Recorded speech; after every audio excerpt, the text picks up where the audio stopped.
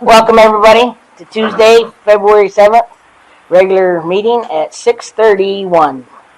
I'd like to call this meeting to order. Ms. Evans, roll call vote, please. Councilmember Jeremiah Barron. Here. Councilmember Denise Rogers is absent. Councilmember Terry Nolan. Here. Councilmember Amy Lance. Here. Vice Mayor Barry Thomas. He's here. Barry. Barry. He's on the phone. Here. Okay. Mayor John Hughes. Here. Okay, so we have 5 here. All right. Everybody please stand for the Pledge of Allegiance.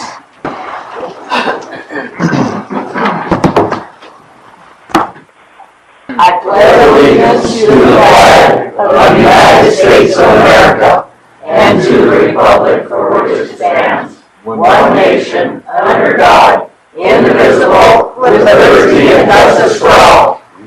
Please remain standing for a moment of silence.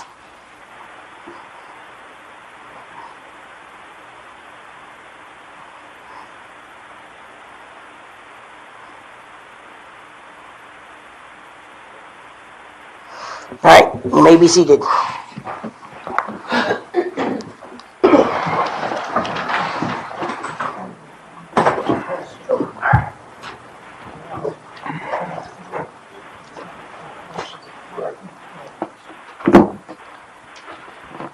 At this time, I would like to take a moment of silence again for Mark McBrady. He was a dedicated individual to this town. He really respected this community, did everything in his power that he could do to be here. He was going through some illnesses, but I think the 12 years that he was on the council, he did a really good job for the town. So just want to pay that respects and to say that he was a good man for this town and this community. Thank you. All right. Item 5, announcements regarding town current events, guest appointments, and proclamations. Council announcements about outside meetings and committees. And have any? No. Okay. And we'll hold on. I think I want to speak at what you were just talking about. We'll hold on for Ms. Rogers. I'm very sorry to wait. Not as much. Not as much. Show. All right. Thank you. Sorry. May I say something? Ms. Rogers. Okay, so in case anyone's not aware, of course, Mark passed. And on Sunday at the farm, at the barn, we're going to have a gathering of, memories and, a celebration of his life. And we would hope you would all come, bring fond memories, funny stories, whatever. So things to speak. We want the community to speak. His kids have gathered from around the world. So please come. 1 o'clock at the barn, at the farm. That's all. Thank you. Yep. All right. All right, item B, interview for General Plan Steering Committee. And first up is Christy Bagwell.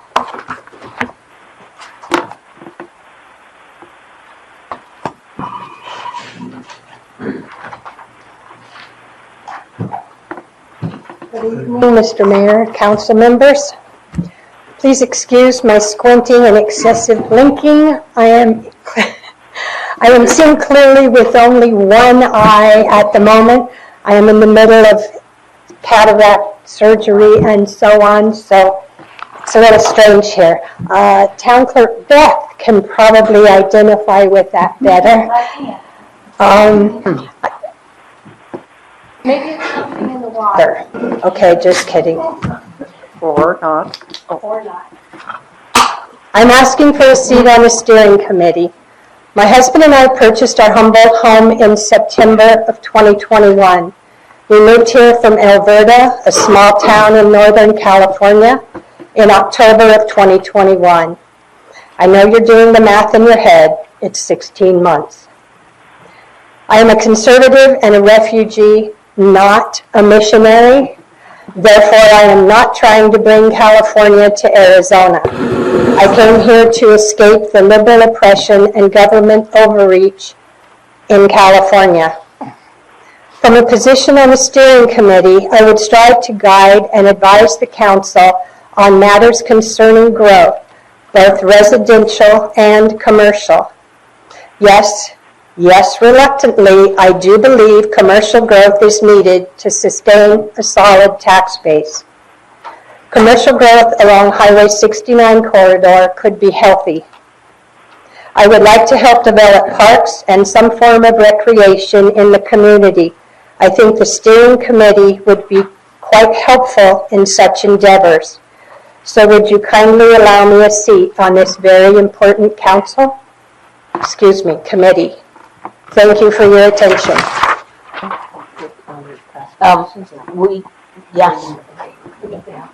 Christie, come on back up. They might have some questions for you. I do. Ms. Lance? Yes, ma'am. One being, if you're not granted a seat on the committee, are you still willing to come? Because we're going to need a lot of community volunteers. Of course. Thank you. Anybody else have any questions? Okay. Thanks, Christy.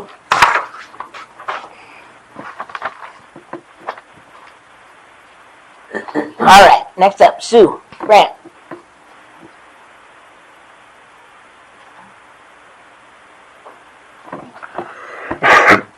Hi, it's really good to be up here when I'm not all fired up.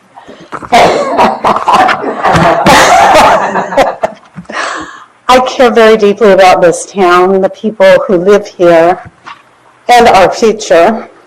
I was a stay-at-home mom and was blessed to have the time to volunteer at schools, youth sports events, and charities. Many years ago, I even had the opportunity to work with our city council to help change a local code for the good of our community. I'm organized, dependable, I have common sense, and I'm fair. Creating a community where our kids can grow and thrive is my greatest motivation. Our town should be a place where our children want to stay and raise their own children. I think this is a commendable goal, and I would very much like to participate in achieving it. And the other thing I wanted to say was I really would prefer to be on the Board of Adjustments.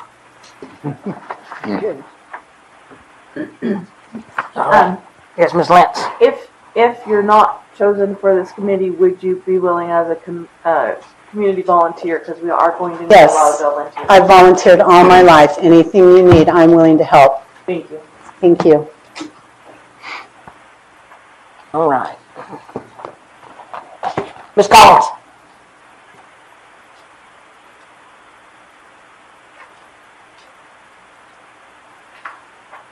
I'm going to be withdrawing my application because I will be putting in for a different position in the town, and I don't think it's proper to apply for both of them. Thank you.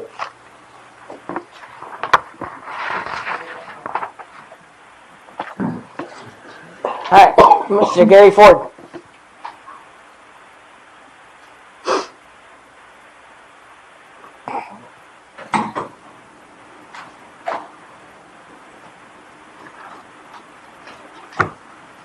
Good evening. I've sat on the Board of Adjustment for about the last 4-year term. I am interested in staying on that board if it's suitable to the council and to the city. I've had a long experience in the Building and Safety Department where I formerly worked, working with planning commissions, public works.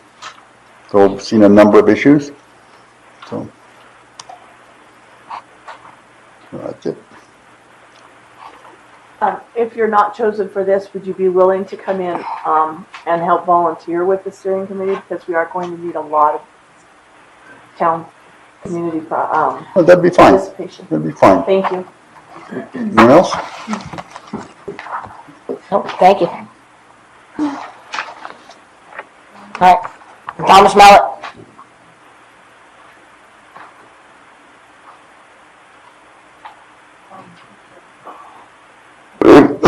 Good evening. I didn't write a speech. I've I just feel I could help the town. I mean, I've been in the construction industry just about all my life, and I've worked with several federal agencies, state ADOT, National Park Service, all over the country, and I just feel I could help. And yes, Amy.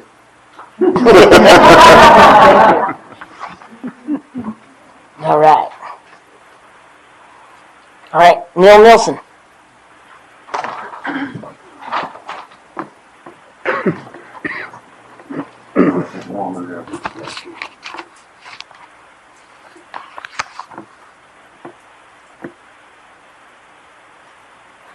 Well, no, I didn't prepare a speech, but I just thought I'd like to help the community if it's possible. I've got 15 years experience in construction as a contractor and another 23 years experience in farming. And I'd like to help the community and see it grow in a sustainable fashion. And yes to your question too. Okay? Thank you, sir. Thank you.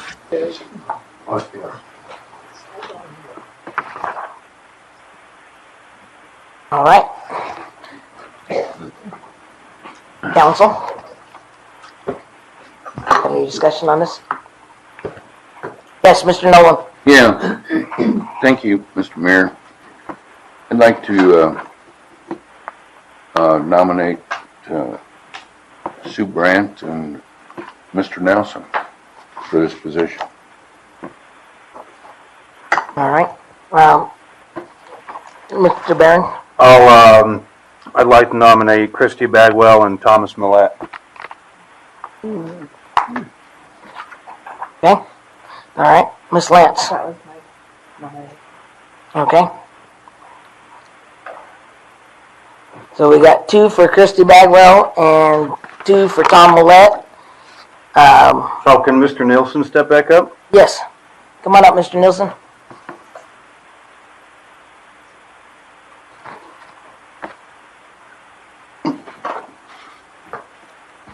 Yes. Do you have any involvement or business dealings with any sitting council member? No, None at all? no, No land buying or anything like that with it. with a sitting council member? No, I have nothing, no. Are you sure? Not with Mr. Nolan.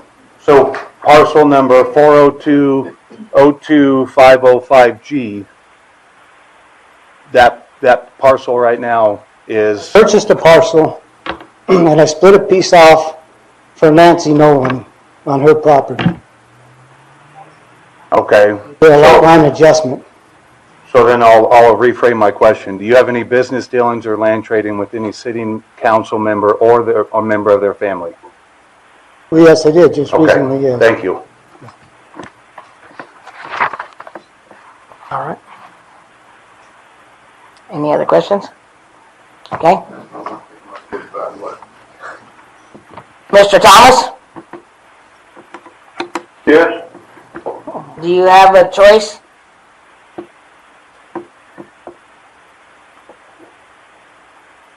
I don't believe so at this time. Okay. Ms. Rogers. I think Ms. Bagwell and Ms. Brandt. Okay. So Ms. Bagwell's got 3, Sue Brandt's got 2. I would say Christy Bagwell and Sue Brandt would be perfect for the general plan committee. Mr. Thomas? Can you repeat those numbers? So Sue Brandt has 3, Christy Bagwell has 3, Tom Millette has 2, Nielsen has 1. I do have Sue Brandt has 3. I've got Terry nominated Sue and Nils, and Jeremiah nominated Christy and Tom. Okay, my So didn't Denise and you? yes. So Denise said Yeah, Sue. Denise said, And then Denise yep. did Sue and If anybody needs a chair, there's one right up here. Want this chair? I don't need a chair. No. You sure? Doug?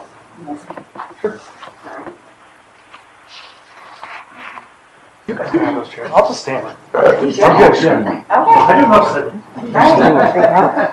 Yeah. Yeah. Okay.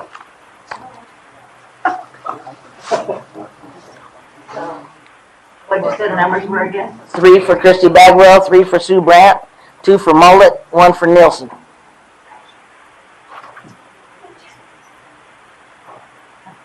And if, 3 for Bagwell, 3 for Brandt. yep.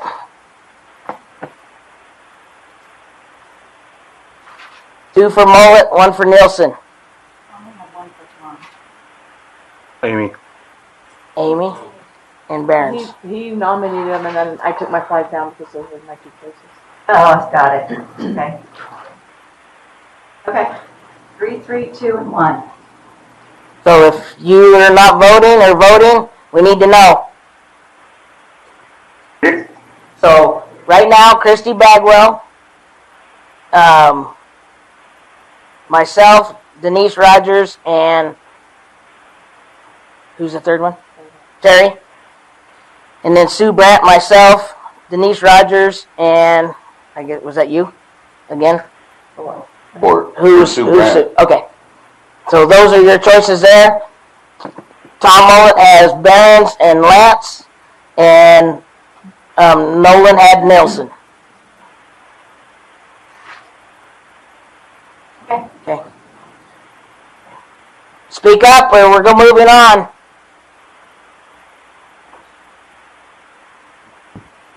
Bagwell. Hear that? Yep. Okay, Christy Bagwell and Sue Brandt. Okay. I want to congratulate Christy Bagwell and Sue Brandt for being on the General Steering Committee. Thank you. And anybody else who would...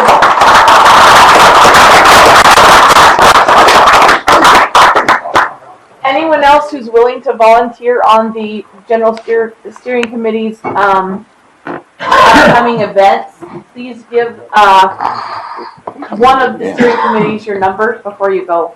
That way they can call you guys and keep you informed. Miss Mortimer, yeah. Thank you guys all for coming out and putting in. We need more of that. I can't hear over the speaker. Dewey Humboldt. All right, mute yourself again, Barry. Mute yourself. We can hear you. Got it. All right. I want to thank you all the people that interviewed tonight, and you'll stay on, Gary Ford. You can stay on the Board of Adjustments for as long as you want there, sir. So thank you again. All right. Item 6, public comment on non-agendized items.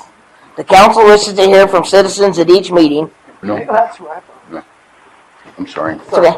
Individuals may address the council on any issue within its jurisdiction. Council members are forbidden by Arizona open meeting law from answering your questions, discussing issues raised, taking legal action on matters raised during public comment. A 3-minute per speaker limit shall be imposed.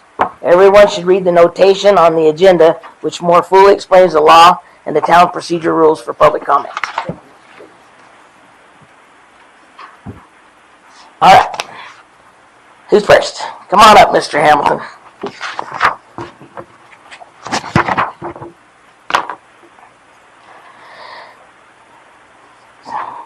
Jack Hamilton, Dewey Humboldt. I will keep this simple. Old Black Canyon Highway is a town road. Staff defends town property from encroachment. Staff refuses to go to court to resolve the encroachment. Instead, staff says it's private property. But they're negotiating as it is a town-owned right-of-way. They're also maintaining the road, which you cannot do if it's private property. Council determines the status of the road, not staff. If the council thinks it is private property, they can vote to change the status of the road to a non-town road. Otherwise, go to court to resolve the issue. There is some consequences if you make the change and make it a non-town road. First, you'll need to decide if you want to purchase a new right-of-way and build a new road, which costs quite a bit of money. Second, the owners of the land will have to file for prescriptive easements so they can legally cross private land. Third, you have lowered the property value in that area so people can put claims against the town for that loss of value. I think those claims will total somewhere between $500,000 and $1 million, so it can be expensive. Now the town can handle claims in several ways. They can pay them, or they can go to arbitration. The arbitrator can only rule on the amount of money. He determines how much money is paid, if any. He can't change anything else. If it goes to court, which you want to avoid at all costs, the judge can rule on everything. The judge can say what you did was illegal, which it is, but until a judge rules, what you do is legal. It stands. It's very hard to sue a town. They got immunity. Because I did it one time. They were doing something illegal, and I sued the town, and it was tossed out because they had immunity. It's just glad I had immunity. You can't sue them. There's some things you can, but it's very hard. You can file claims. That's not suit. Claims they have to address. Okay. But I'll guarantee you something. In the future, if this goes through, I don't know when, maybe a year or 2 years down the road, it's going to go to court one way or another. I mean, they'll sneak it in the back way. And if it does go to court, you now have a legal mess and claims that you're going to be in trouble from now and for the next 5-10 years. So get it right this time, because you don't want to be in court forever. He did it. Mm-hmm.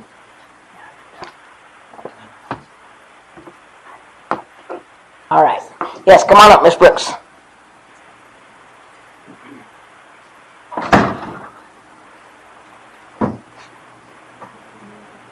Karen Brooks, Humboldt. Replacing Mark, and yes, we just lost him, but this town has been under a lame duck council since August of 2022, so I think it's imperative to fill the position. I think the fairest way of all would be to call a special election, but I think that the town council will probably move to appoint somebody. I wanted to bring everybody's attention to the card that was sent out in December of 2021. At that time, there was a town council member trying to decide whether to stay on the council or to go off of the council. At that time, a card was sent out and it said, the town council of Dewey Humboldt is currently accepting applications for appointment to a pending vacancy of the town council. The vacancy will be effective at the end day of December 31st, 2021. The town council will interview candidates for the pending council vacancy at 6:30 p.m. on December the 14th at the town council study session. The selection of the council member will be held at 6:30 p.m. on December the 21st at the town council regular meeting. The swearing in will be held at 6:30 p.m. on January 4th at the town council regular meeting. For more information on the process, please see Town Code Section 30.016. The application form is available on the town's website at www.dhaz.gov, on the town council page, and also at the town hall. Applications will be accepted until 6 p.m. on November 30th, 2021. At the town hall or by mail to Beth Evans, Town Clerk, Town of Dewey Humboldt, Post Office Box 69, Humboldt, Arizona 86329. For more information, please call Town Hall. Applicants must be at least 18 years of age, a qualified elector, be willing to accept the town council code and ethics and have been a resident of the town of Dewey Humboldt for at least 1 year. I think this kind of advertisement and publishment, if you so desire to go with an appointment instead of an election, which the people would tell you who they want you to, who the people would like to represent them, would be the best. But if you so choose, I would like to see a fair and equitable process such as this. Thank you very much. Thank you. Ben.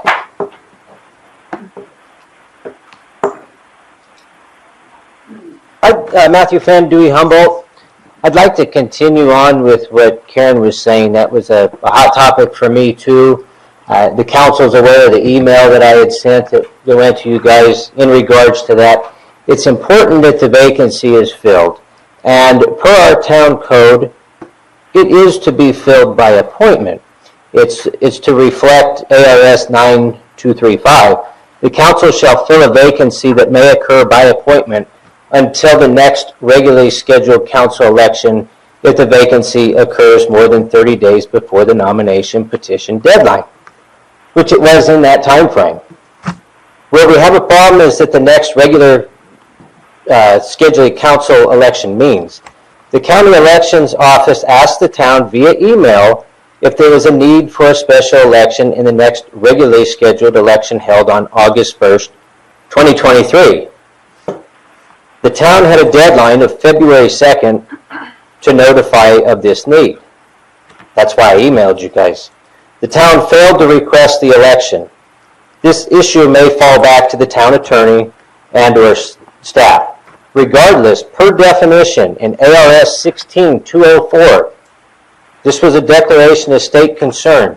Section F, for or on behalf of any political subdivision, meaning the town, of this state, and including a special election to fill a vacancy, or a recall election, which we might be seeing one of those if you guys don't get along, may only be held on the following dates. And beginning in 2020 and later, the election shall be held on the first Tuesday in August. It does not specify even number years only. If the vacancy is to be filled until the unexpired term, the clerk would simply print at the top of the petition's 3-year term to differentiate between any other seats. That's seen in the handbook.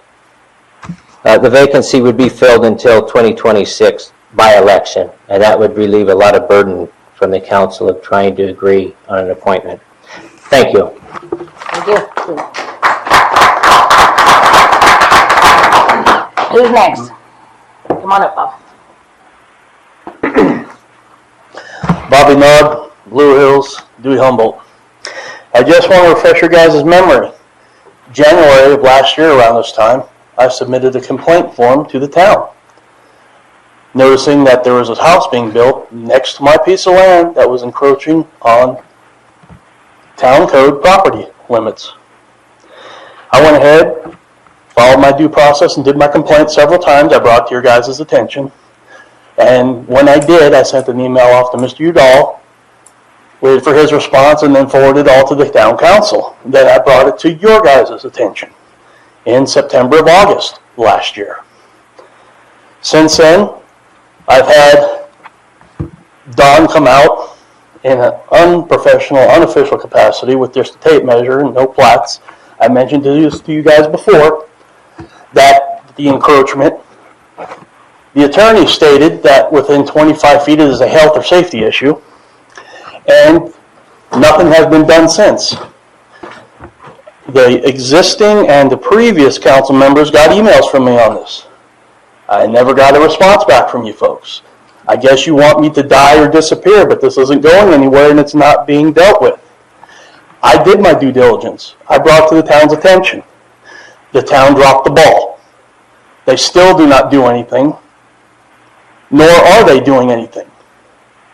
So I'm going to ask the council, can somebody take the time, please, and dig into this for me? I believe here under public comments I can do that. If I have to specifically name a person, the two people that have only responded to me in emails, because I've sent several emails to every council member here, including the one on the phone, and only two have answered. And you guys were elected by us to work for us. And I don't understand what's so hard about pressing the keyboard saying, I got the email, or noted, or thank you for your time. You were real happy to hear us when we voted you in, and yet once you're up here, you're high and mighty, and you don't do what the people ask. So who do I have to ask? Councilmember Barron, Lance, Hughes, Thomas, Rogers, or Nolan? Will someone look into this? I've done my due diligence. I proved that you guys were in the wrong, and the town dropped the ball. And I'm angry about this. Not personally, but collectively.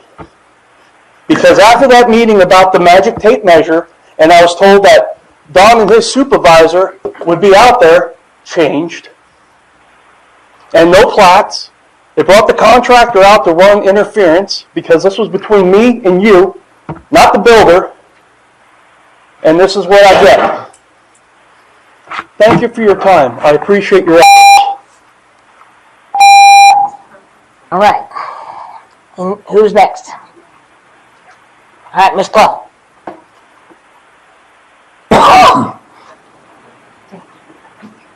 Lee Clough, Dewey Humboldt.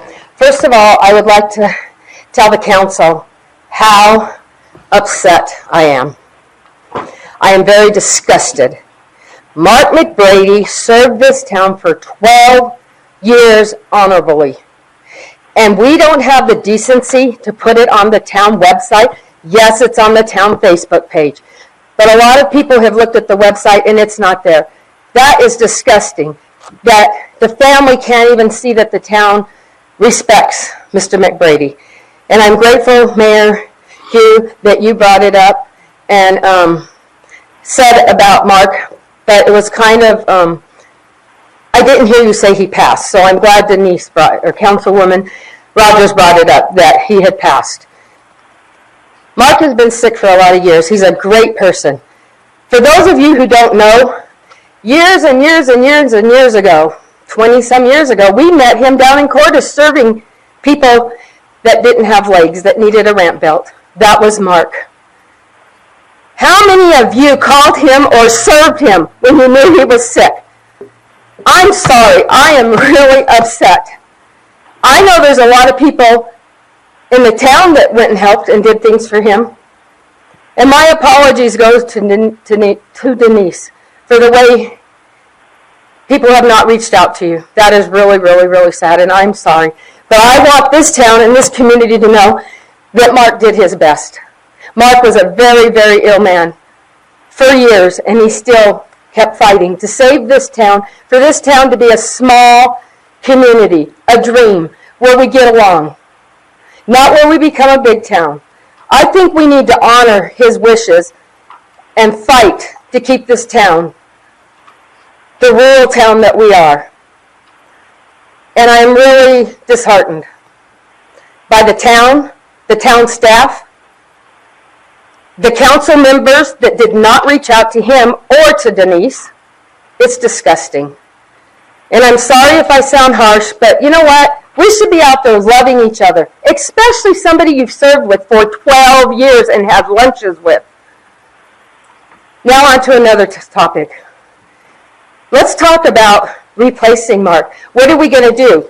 You guys have plenty of time, or the town, to put it in on the February 2nd. Are you honestly going to be able to choose 6 of you, a council member? Or are we going to kick this down the road and do nothing for the next several months? It's just very, very disheartening, because that's what happened. Even a town manager is being kicked down the road over and over. John, you even said, let's wait till the new council gets on to pick a town manager. It's getting crazy. This town needs help.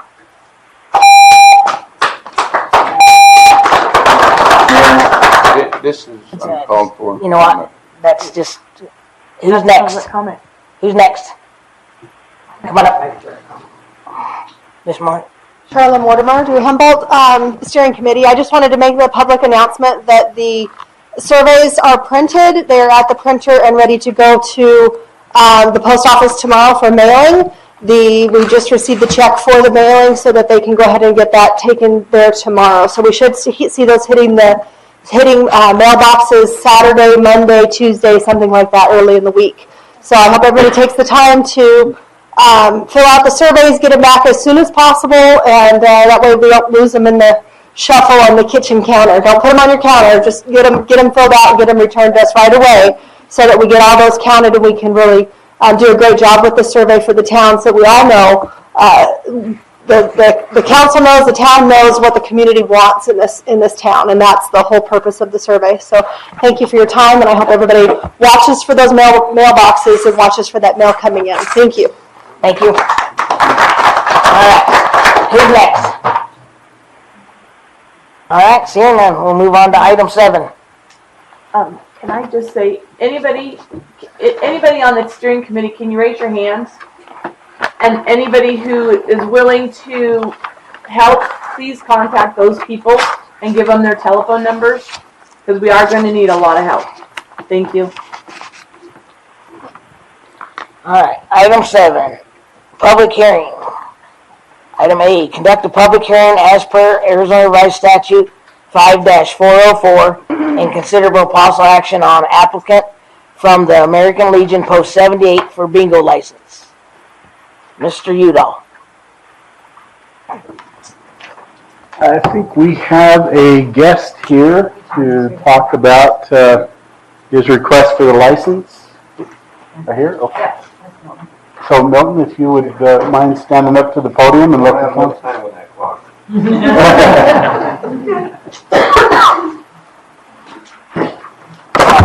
don't know where to start. I've been with the Legion for, I put in 8 years active duty, and I've been a volunteer. I've raised over $4 million for kids, and I've been involved with boxing all my life. I'm an ex-world champion, lightweight champion back in '62. I joined the Legion up here 3-4 years ago, and I started getting more involved, and like, I see a lot of stuff that people would like to see get done, and nobody wants to do it, so I volunteer to do this stuff. The lady keeps talking about volunteers.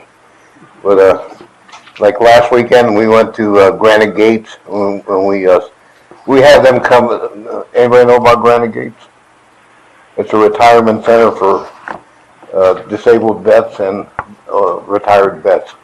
And they love coming up to Post 78 because we feed them, we give them a drink or two, we play games with them, and that's what they like the best, is the drinks. And then last Saturday, we went over there and I brought 17 pizzas over there. They had the best time of their lives. So it's just helping out the retirees. The bingo is to raise some more funds so they can keep feeding pizzas to these guys and help the club. And anybody that wants to join, if you got any ex-military service, just come on up and see me. I'm the second vice up there, and now I'm running for vice president. But would love to have more members. We have over 200 now, and it's a great place. You know, we have a lot of activities going on there, and people really I started out with the bingo up there, and we have it every Friday night, and now they want to have it another night. So this, while I'm up here, is for Sunday night. We want to include Sunday afternoon, actually. So that's what it's all about. So, and anything else you want to hear about me? Good, I'll shut up then. Still got 3 minutes? I got jokes.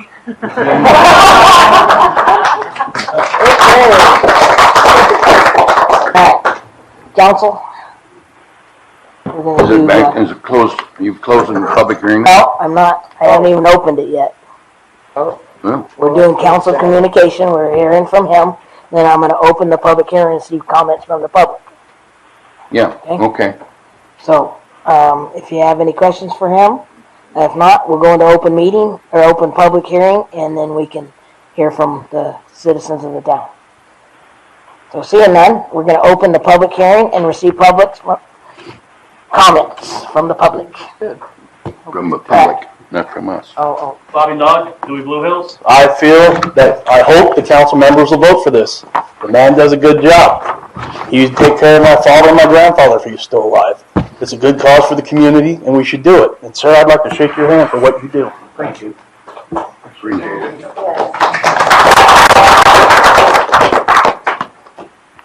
All right. Anybody else? All right. Yeah, okay. So, okay, I'll make a motion that we. I got to close the meeting.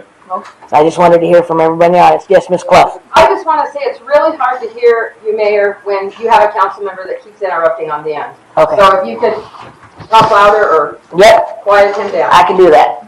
All right. So now I'm going to close the public meeting, and now council can discuss and make a motion. So what, ma'am? Yes, Mrs. Rogers. I just make a motion to approve the request. Second. For the application, extra extended, yes. All right. Motion made by Ms. Rogers, seconded by Mr. Nolan. Any discussion from the council on this? Okay. All in favor, say aye. Aye. All opposed, say nay. All in favor. Motion passed. Congratulations. There'll be bingo on Sunday. All right. Moving on. Item 8, consent agenda. A, B, and C. Motion to approve minutes from January 10th, study session. Motion to approve January 4th, 2023 special meeting. Motion to approve minutes of January 3rd, 2023 special meeting. Everybody Mayor? having, yes, Mr. Nolan. I make a motion to approve the consent agenda. Okay. As presumed. Okay, I'll second that. Motion made by Mr. Nolan, seconded by Mr. Hughes. Any discussion? Okay, seeing none, all in favor of the consent agenda, say aye. Aye. All opposed, say nay. Okay, motion carries. Item 9, general business. 9A, presentation of various financial reports, discussions, and possible action on approving the draft budget calendar for fiscal year 2023-2024. Mr. Johnson. Good evening, Mayor and Council. Tonight I'm going to give a quarterly financial update. That's what we've been doing now for the second time. We did the first one in November, I think it was. So this report, Beth, could you pull the PowerPoint, please? This report will cover the town's finances for the first half of the fiscal year, so it includes July through December activity. And while this PowerPoint's coming up, I put it on slides because it's extremely small numbers, so hopefully this kind of makes it larger for us to follow along. Thank you. And then presentation mode. Yep. All right. Next slide, please. So first, I'll cover the revenues in the general fund. The town has 4 different funds that account for separately revenues and expenditures and then accumulated fund balance. The revenues for the first half of the fiscal year look really well, coming in very well at 54% total of the budget. Local taxes are at 57%. That's your 2% sales tax on top of the state's portion for a business activity. And then the state shared revenue is at 50%. That's what we expect because those numbers are given to us from the state. So that's the number we plug in. Permits and fees are coming in a little faster or above the estimate at 56%. Court revenue is a bit lower. That fluctuates based on law enforcement citations. And then our miscellaneous and interest is much higher than anticipated. So this is a result of funds invested with the state treasurer's office. The town has excess funds with the treasurer's office who invests them and earns interest for the town. Interest rates are up, as we know, for both lenders but also for people that have money to invest. So our interest is coming in nicely. So again, we've received $1,694,256 in the general fund through December. Next, please. I'm going to cover a little more detail on some of the revenue aspects for the general fund, and partially because I kind of view this presentation as kicking off our budget process. So it's kind of important for you to know where your revenue comes from when we start looking at the next year's budget. So in the general fund, we just looked at the numbers. This kind of shows you the pie chart of percentage-wise of the total, where does the money come from. So the largest share of revenue is the state shared revenue. That includes the state sales tax distribution, your vehicle license tax, and then your income tax distribution from the state. All in total is 54% of the revenue. Local tax is the second largest category at 36%. And then you have some smaller slices of the pie with permits and fees, utility franchise fees, court revenues, and then the miscellaneous. Next slide. I was able to do a detailed study on the town's local TPT or sales tax revenue. I promised I would do this in the last update to kind of give some trends on where we're going. If you look at the bottom right corner, you'll see the percent change from last fiscal year through December. So this is July through December for 4 years in a row. Kind of shows you the trend of where we're at halfway through the year. And you can see over time we've grown quite a bit. But if you look at the bottom right corner, it shows that we've grown 19% from the previous fiscal year at this time. So it's pretty good growth there. And then it shows different categories that I was able to present to you. There are certain requirements I have to follow when I aggregate this information. And the other category includes things that I cannot disclose individually. But retail sales and online sales are the largest categories of this sales tax. In October 1st of 2019, there was a new state law that required online retailers to then begin collecting on sales in the state of Arizona based on an economic status, not just that they have a physical presence in the state. So if they have sales of $100,000 or more in the state, they have to collect from residents in the town that buy from websites. They collect sales tax and then remit that to the state, and then that comes to the town. I look through the categories though, and those aren't pure categories. You'll see retail growing also because some online retailers are reporting under the retail sales category instead of online. So those categories aren't purely brick and mortar versus online. They're kind of mixed.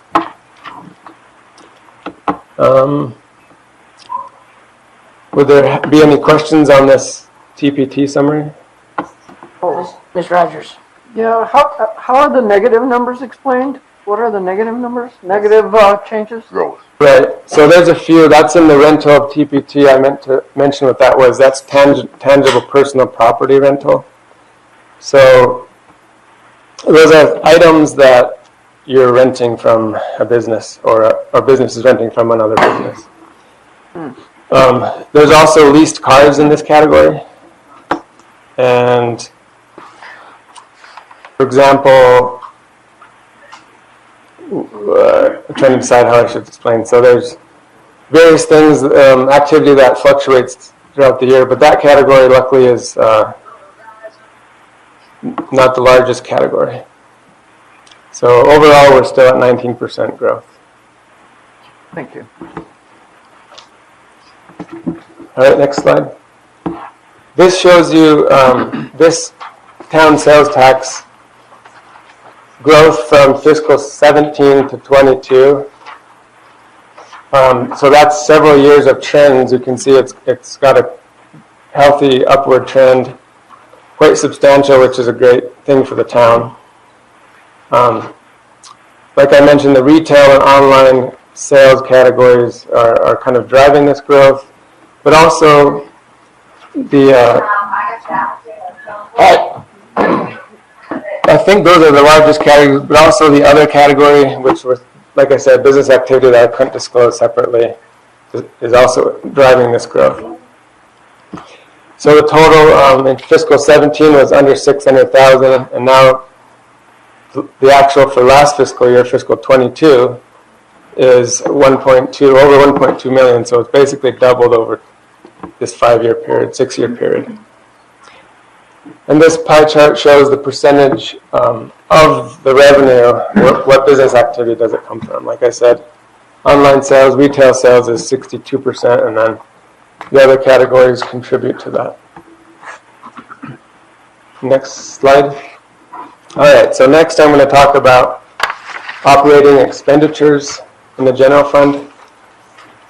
So this includes operating, it excludes any one-time or capital purchases. So this is what it takes the town to operate. And the column on the right is the percent of budget. So that kind of shows you where we're at halfway through the year. So we use a 50% benchmark. All the departments are under, except for town clerk, and I mentioned last quarter that's because of a purchase that we do for the software. We pay for it all up front at the beginning of the year. So that kind of skews the trend, but it'll balance out. Overall total expenditures were $847,238. The net operations, so that means your ongoing revenue minus your ongoing expenses, what's left? $847,000. So we're spending roughly 50% of what we're taking in from ongoing sources. So that's extremely healthy for a town to have that type of a buffer.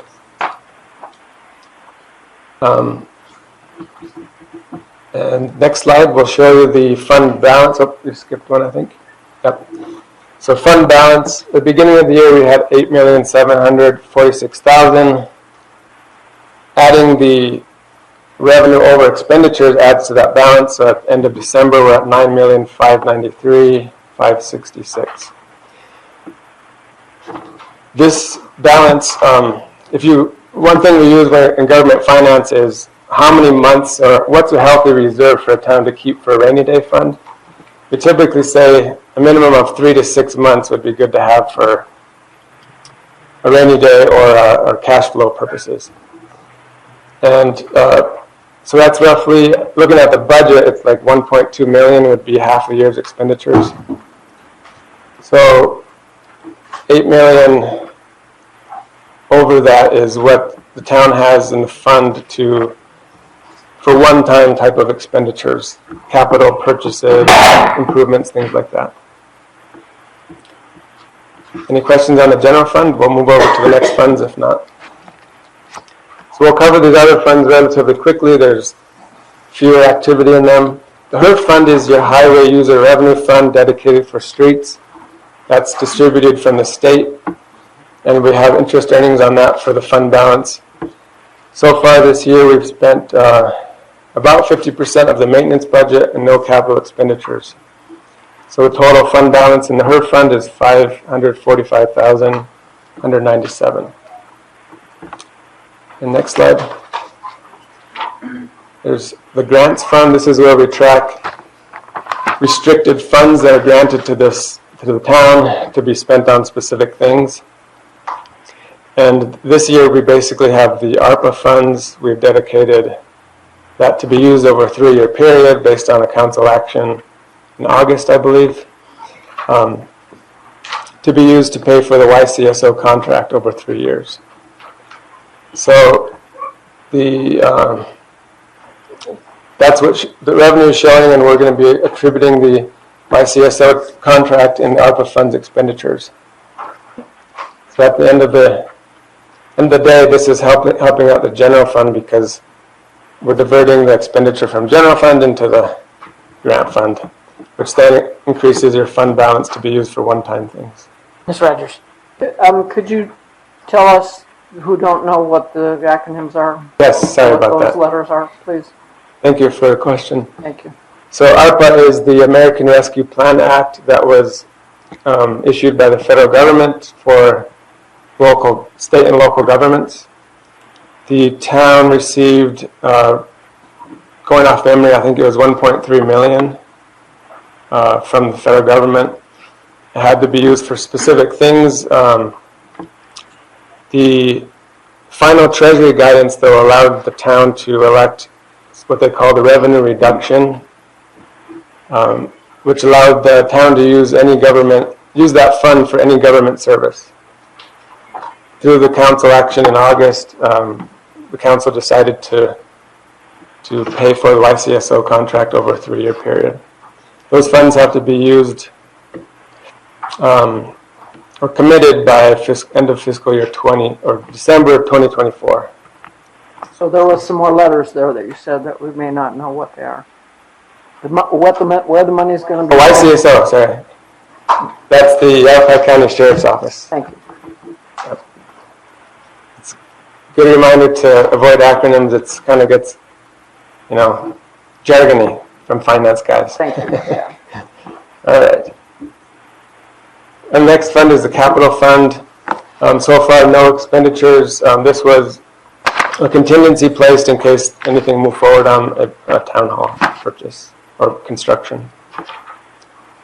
All right. That covers the finance update. Like I said, this also sort of kicks off our budget process for this upcoming fiscal year. The first thing I wanted to mention is I'm kept up to date on some potential legislation that affects towns because that affects our budget. And because of that, I wanted to inform council of some legislative proposals that impact the town's finances.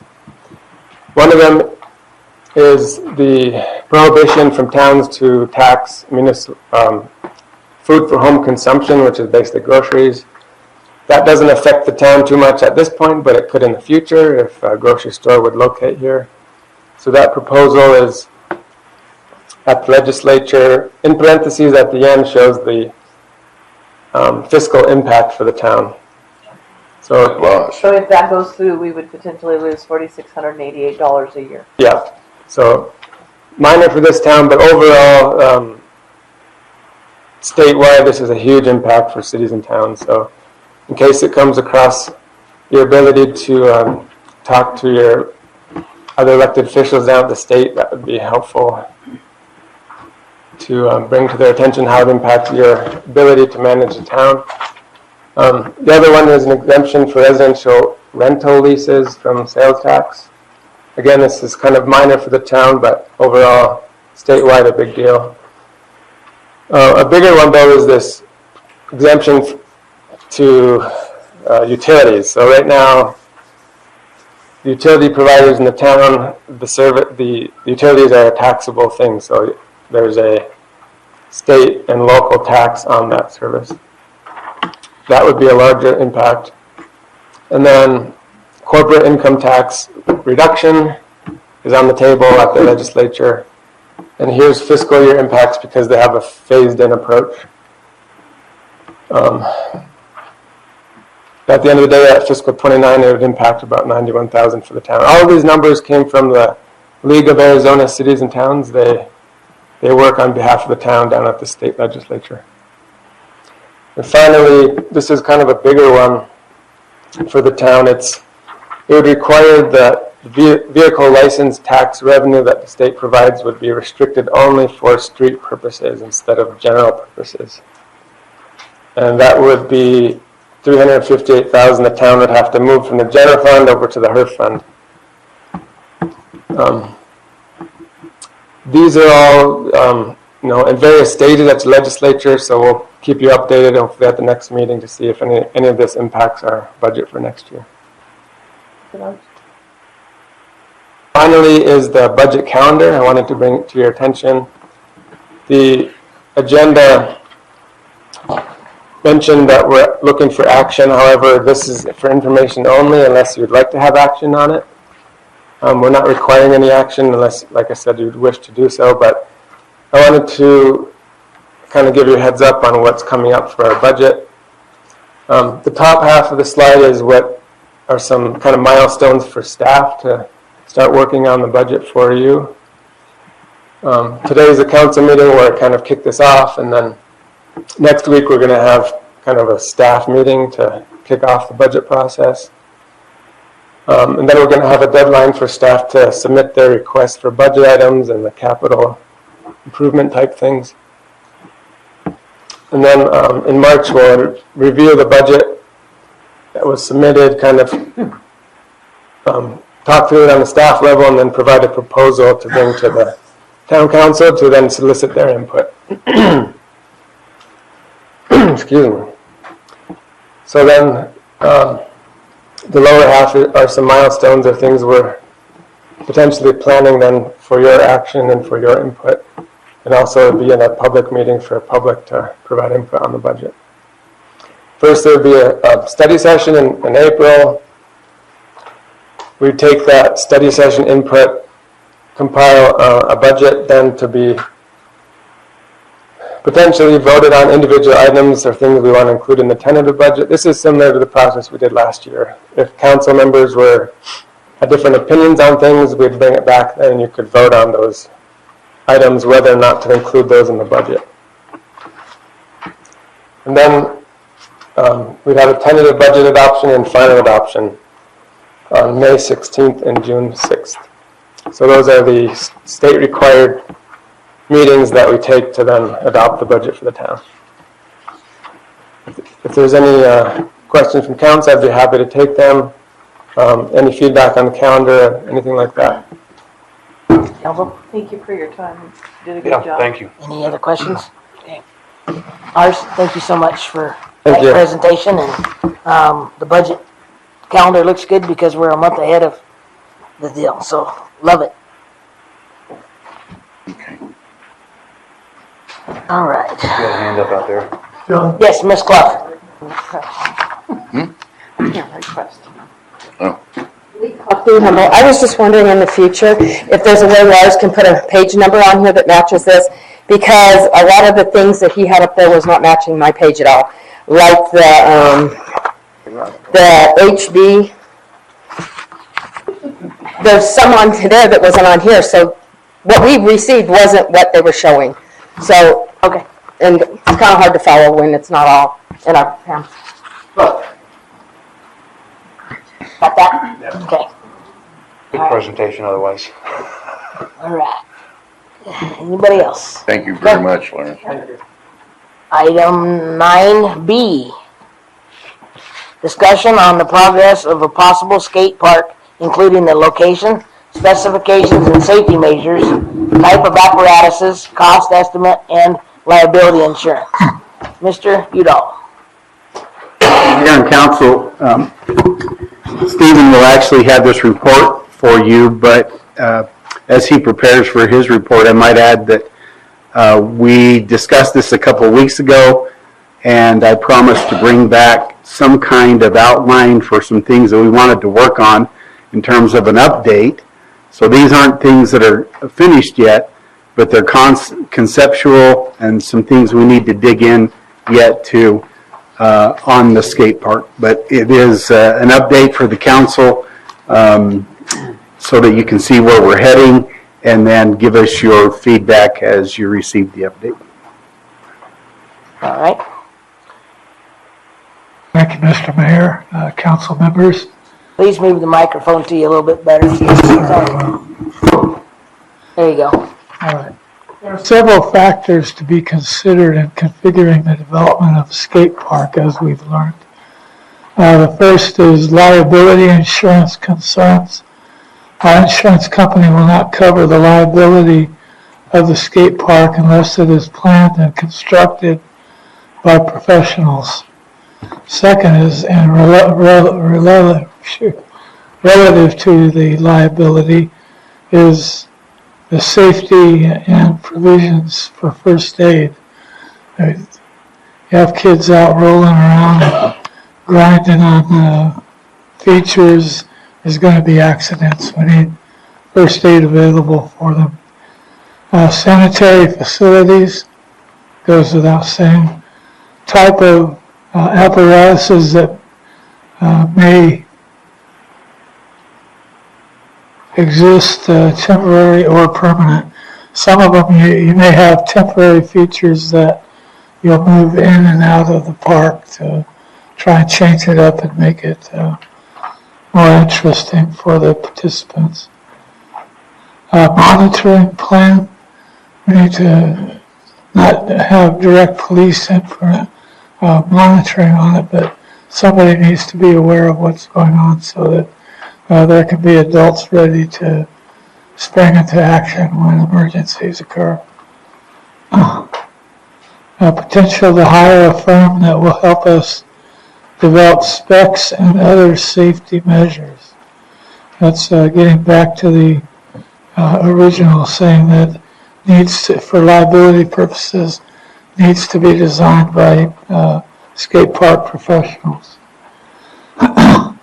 Land of suitable size and slope to adequately serve as identified by the firm designing the park. They'll give us the specs and we'll look through town properties and properties that we may not have already for properties that will be suitable. Staff is in the process of acquiring answers to the above issues for presentation in a comprehensive report to council, and I'm available to answer any questions. All right. Yes, Ms. Lance. I believe we established last time that we don't own the land that was proposed for the skate park, correct? I don't know that we figured out which property that was. The one behind the library that the public was told that they got traded with the school district. All right. Have you had a chance to look at the request that I made, since we didn't own the land and we really can't build a skate park at this time, to find out what it would cost to put a basketball type court pad, cement pad, over at our Humboldt Park that already has the land? I think you'll find that's going to be covered in the next item. The next item. Okay. But thank you. Any other questions? Mr. Barnes. What was your shaking head, Kelly? You said we own the land or we don't own the land? We don't own that land. Okay, thank you. All right, Ms. Rogers. Well, I wanted to say that this whole item right here was really disappointing because it sounded to me like it was exactly the same thing that we discussed at the last meeting, where you couldn't respond to Ms. Lance's carve because you had to study it and whatever, and now you've had 2 weeks to study it, but this looks like exactly the same thing that was discussed last week, or 2 weeks ago. So I'm just wondering what advances were actually made. What did you come up with? What's new on this list? Yeah, one of the things that Stephen didn't report on was the parcels of land that the town owns. So there was some work done by Stephen on this where he went and looked at every single parcel that the town owned. And that is included in your packet so that you can see those. Unfortunately, there are only a few that exist that the town, it would be even remotely possible for a skate park to go on. This is one of them. This is where the current park is located. But this comes also with some things we've got to investigate because this is right-of-way. And I've got Kay looking in to see, and she may actually have a report tonight on whether or not a park,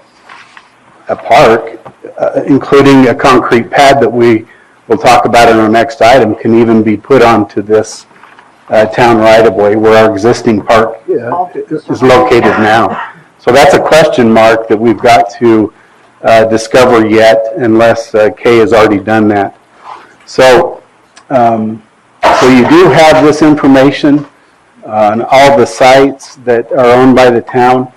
I think Stephen will tell you, and I don't want to speak for him, but none of these sites are really appropriate, minus that one on the town right-of-way or the one on Main Street for a skate park.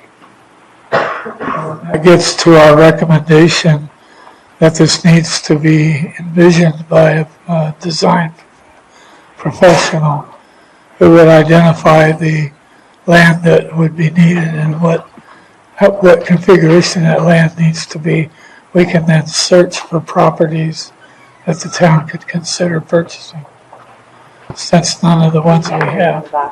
You have to get closer to the mic again. None of the properties that we have would suit the skate park. One of the recommendations that we made was that the land of suitable size and slope to adequately serve as identified by the firm designing the park. That's one of the tasks that they need to undertake initially, is what is the property that we need to be looking for, since we don't have any. If I may, Mayor? Yes, Ms. Bigelow. Okay.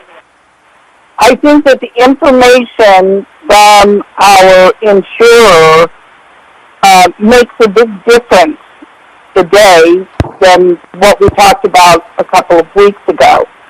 We now know that we cannot have volunteers and non-professionals design and construct the park in order to get insurance.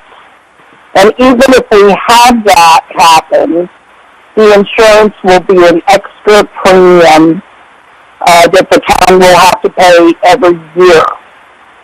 So based on that information,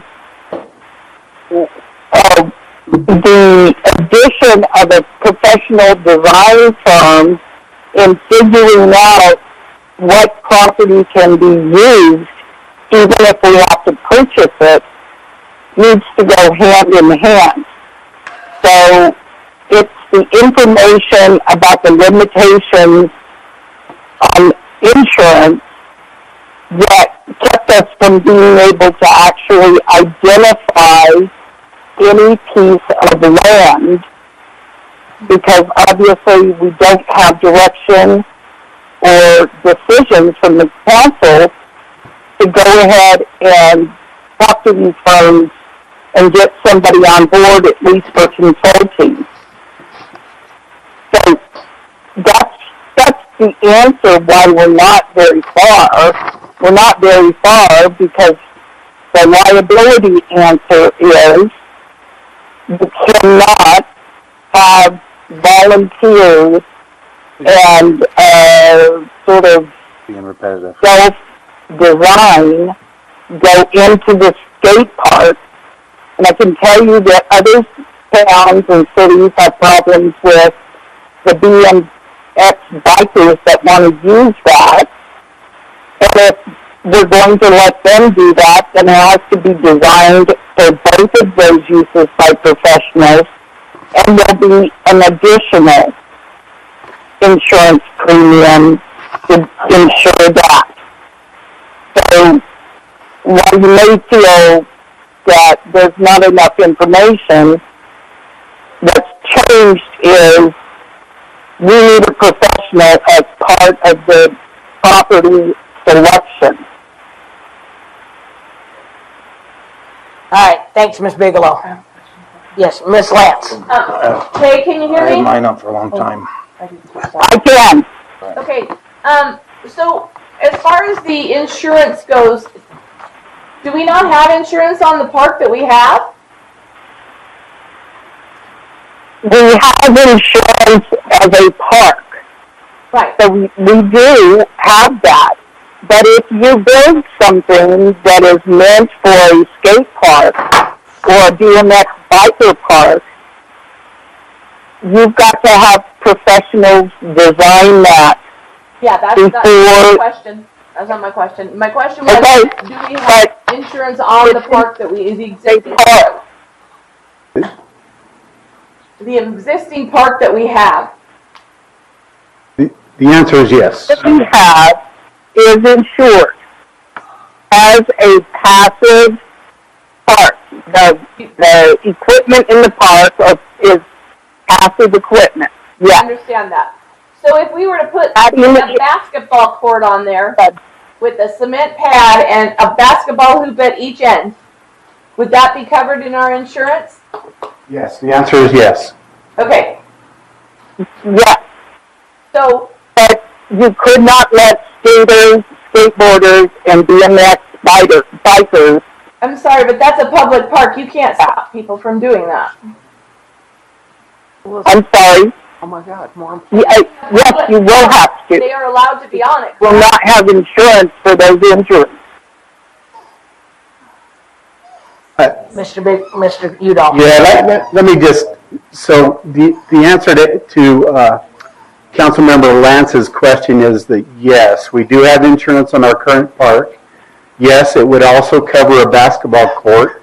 So if we went in there and poured a slab and put in the standards for a basketball court, that would not need to be designed by a professional. We could do that in-house probably, or close to it, and get something in there for the kids in terms of a basketball court. But anything in terms of a skate park kind of takes it to a different place. Right, and as we established at the last meeting, we don't have land for that. We shouldn't even done any of this except for what I asked to have done, which I think is coming up. So I'm hoping that we can speed it along by having that answer. Thank you. All right, Mr. Barnes. Yeah, two questions. How much is it to hire a professional company to plan and construct it?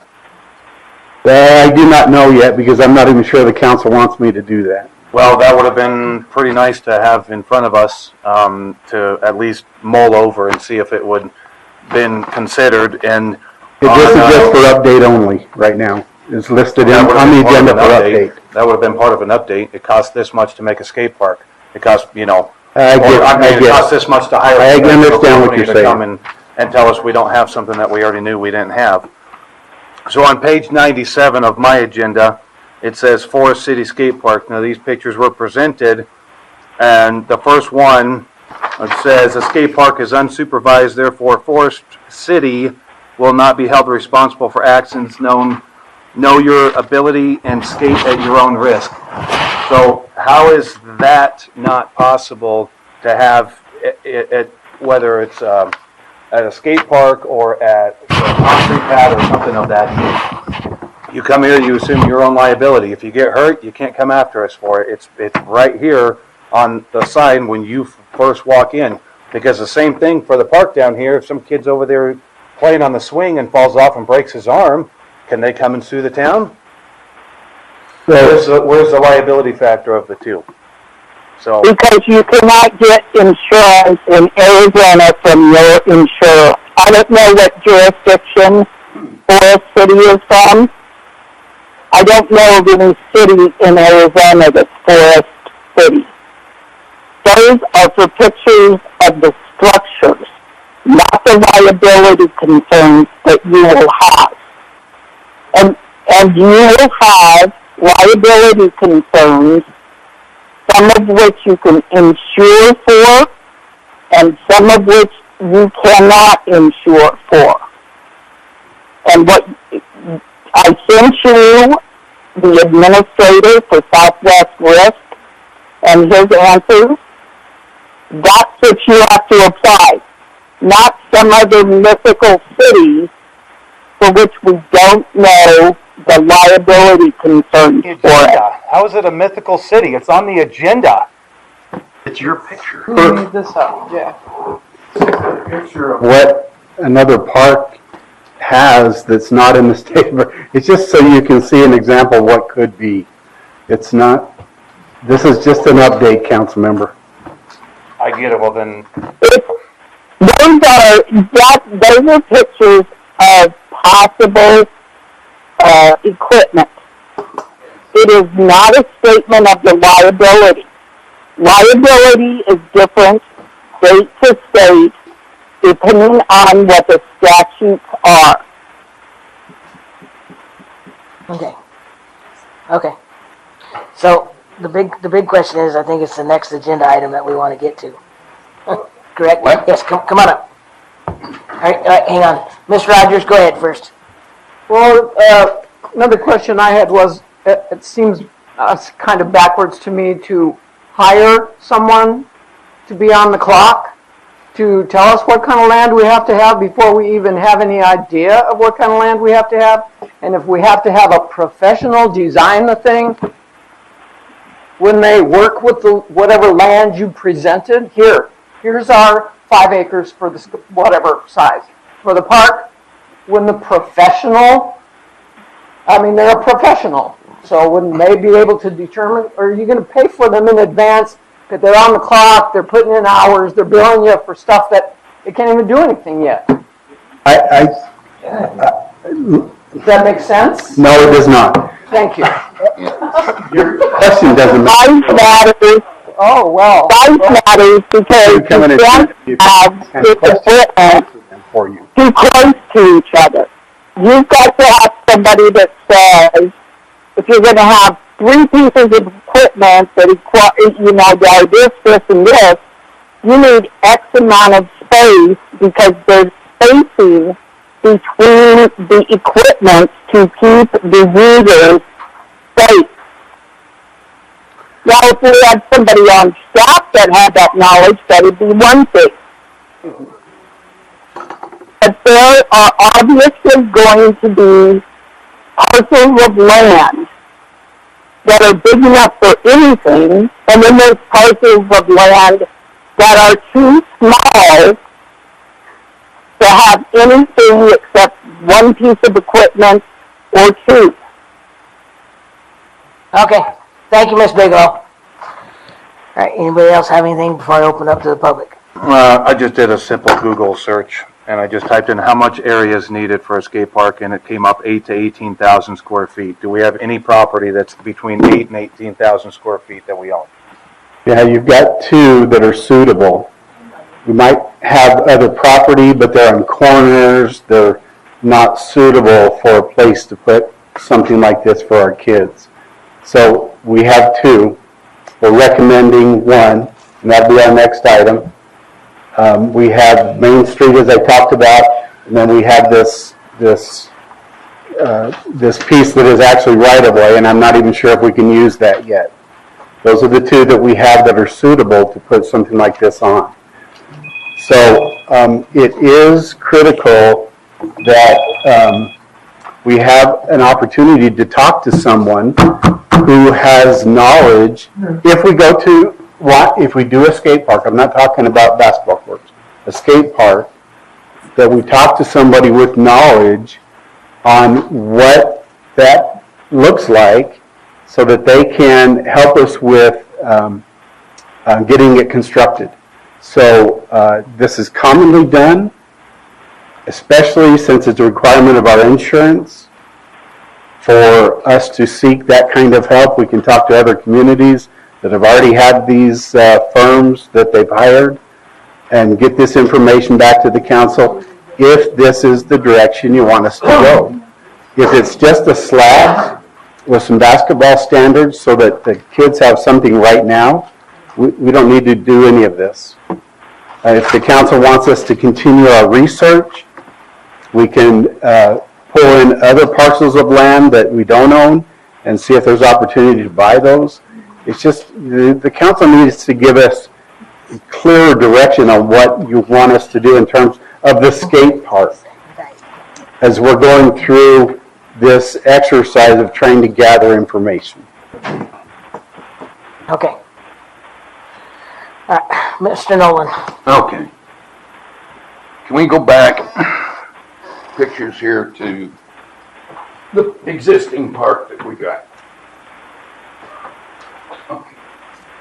Our existing park is here. This is Prescott Street.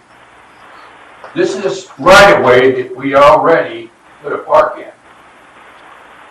Why can't we go with this section, which is right-of-way, and put a skate park here? That's got all the little kids' toys. Wait. Can I finish? Yes. Thank you. Just wanted you to know. Okay, so, I realize this is right-of-way, but we blocked that off to make a park. And we can block this off because it's not used as a right-of-way, never has been. We block this off and put a skate park in here. Now, Mr. Barron says 8,000 square feet. Well, you can go as low as 3,000 square feet. And I would suggest maybe 4,000 or 5,000 square feet. Contact the people where build this equipment And they can tell you how to lay it out and how much distance you have between each item that you need. And consequently, you can have a skate park. And, okay, so we gotta pay extra money for insurance. Is that bad? She's Is saying, that a bad thing? Should we, our insurance always goes up. right, but she's saying that unless it's professionally done, This is what I said. These people that design this equipment can lay it out for us, which would be professionally done. so what is the difference between using the south end of that as opposed to the north end of it? Because Mean there's back up yeah. Well, you already got developed for a park. You already got what? It's already developed for a park. All of that is a park, right there. No, right here. No, all of it, all Right of it. to here. No, it's not. The whole thing. Hang on. The whole thing is a park, Terry. No, it's not. Okay, Yes, it is. so Terry, sit down. You gotta get your mic. Get the mic because people at home can't hear you talking. Stephen has a mic. Yeah. So use that. It's all, the one end, where's Prescott Street at the top? Right? Right here. Okay, No, so, This is That's Phoenix Phoenix. Street. This is Okay. Phoenix Street. Up top, up top. Hey, Huh? up top is Phoenix Street. okay.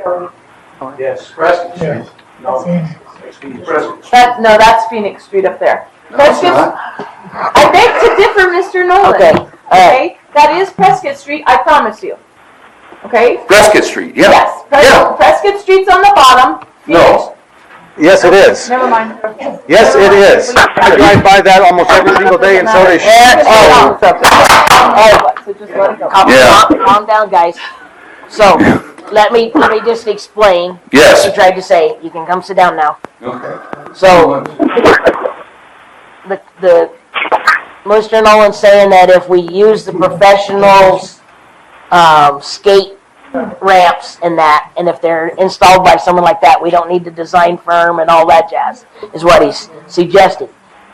Great, that would be good, because the less money, the better. We can use it more for the park. But, that's what you're intending, right, I guess? Absolutely. They build the equipment, they can tell you how far to put it Yeah. apart. So here's what I'm saying, from the attorney's advice, I don't know if you could hear her or not, she's saying unless we had a professional designer come in, I'm sorry, I'm telling you what she said, because you didn't hear it apparently. I heard it. Okay, I heard it. but you can't just go to the designer of the equipment, you've got to get an engineer in order to have insurance, is what she's saying. Can you talk to the people that make the equipment?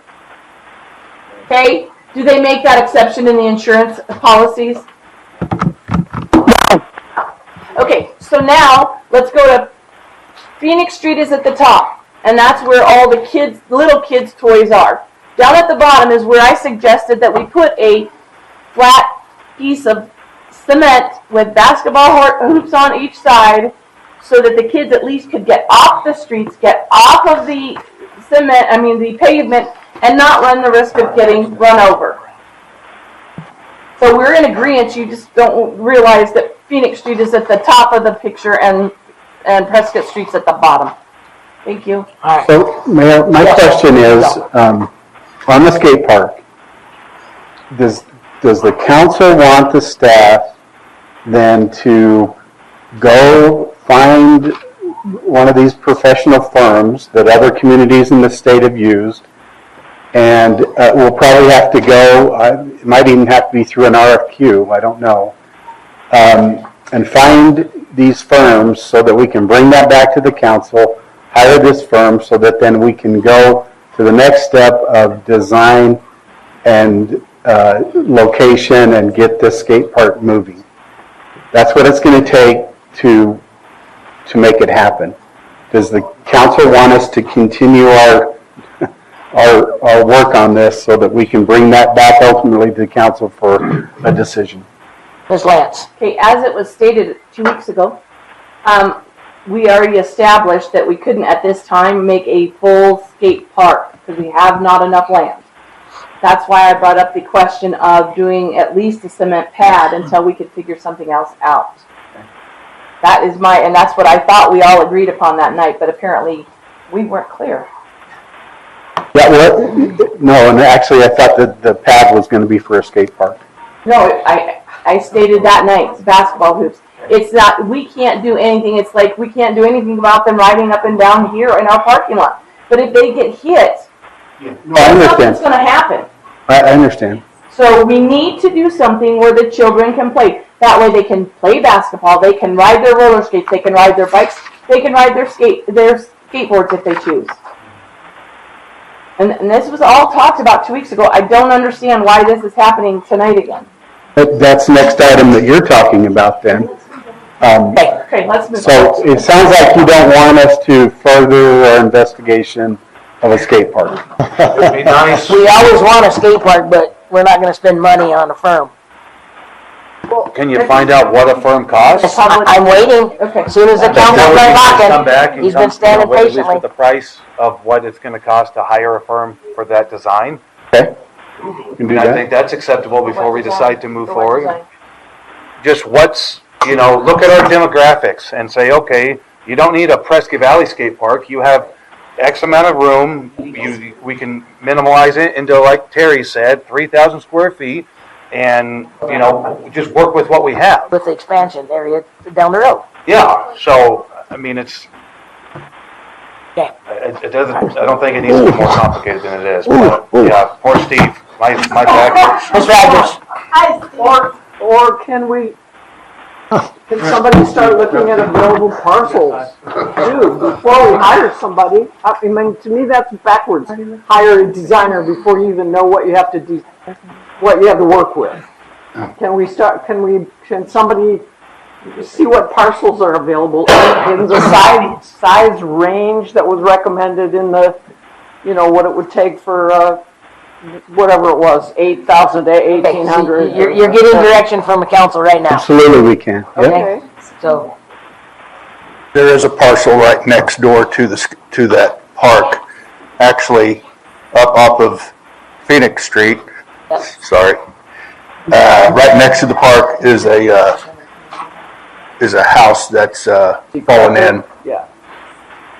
Okay. and So we've been on that one for check like into 10 that. years. What's that? So we've been on that one for 10 years, so we need to get moving. All right, Mr. Jermaine.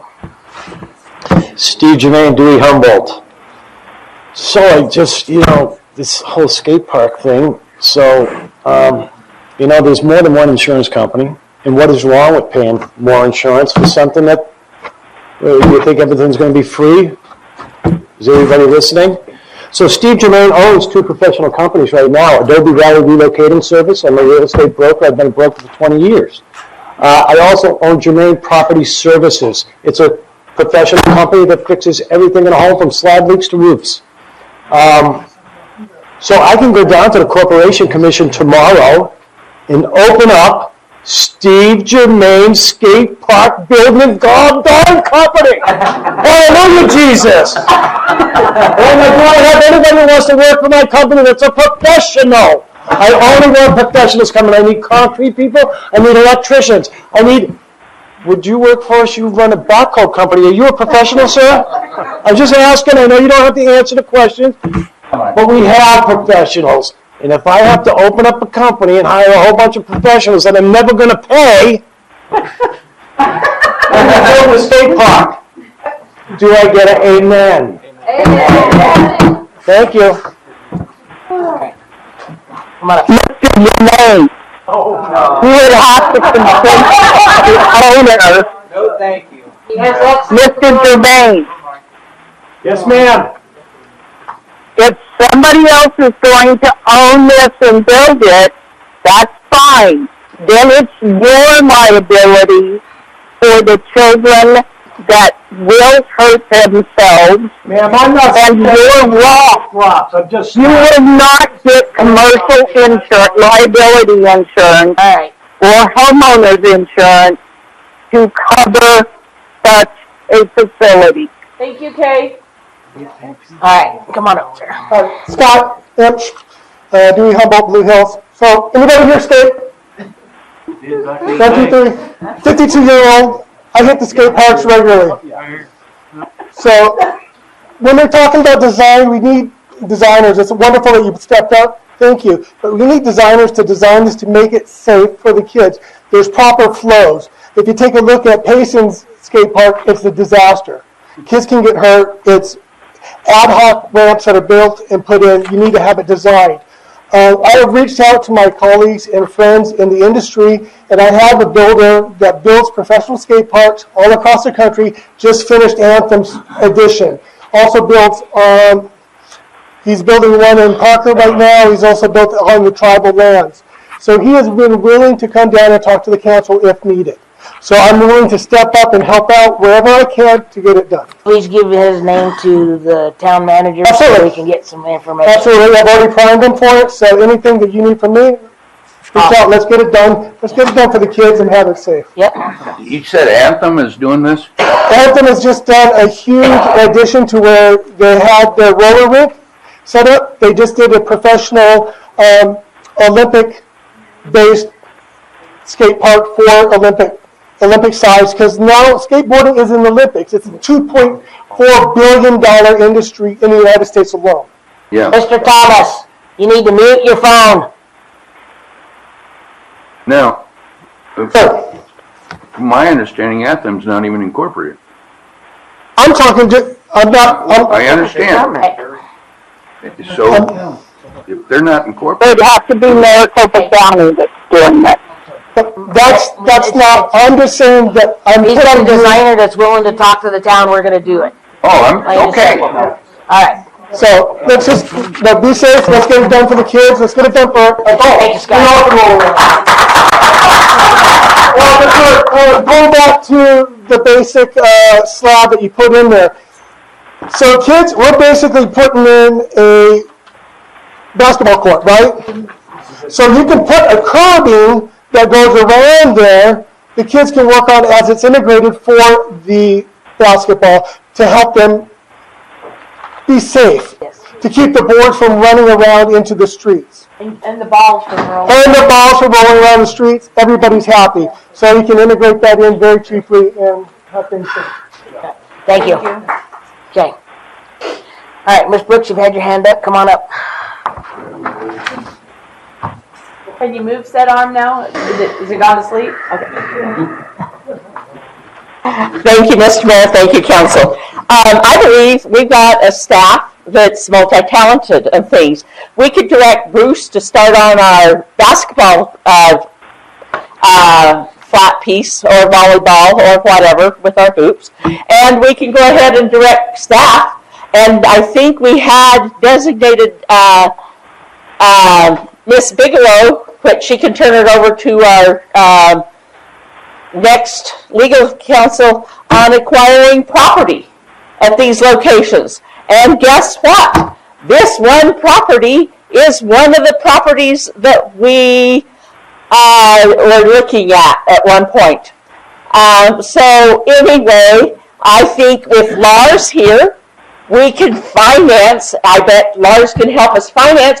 We're sitting on almost $9 million. $9 million. What have we done for our citizens and kids in this town? How much have we spent on our kids and citizens in this town? Let's direct Lars to start working on how to transfer some money around. Let's direct Bruce on to getting a basketball court. Let's direct Kelly Udall and our new town manager to negotiate on, if we have to, let's spend the money on a design company. But we need to also buy property to get this done. What's a better way to expand an existing park we have? And the property's an eyesore, and we could take care of like 10 birds with one stone right here. We also have been shown a piece of property that would be ideal for baseball parks, maybe a town hall, maybe a public works work site too. And we could restore a historical site. If we bought those pieces of property, we've got the funds. Let's say, let's stay out of debt.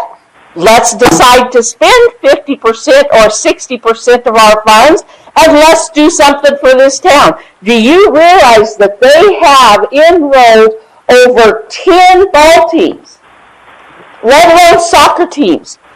What are we going to do if these kids don't have anything to do? Then we're going to have to pay the Yavapai County Sheriff's Department more money. So, hey, kids are going to be doing something with their time. Let's use it realistically. And let's get after it. And let's multitask and get some property. Get a design company. Let's go forward. Have our finance director start working on some funds. Let's have our public works start working on something. We've got people here. Let's do it. Let's get it going. Let's not kick it down the road. And it was brought forward months ago. Thank you.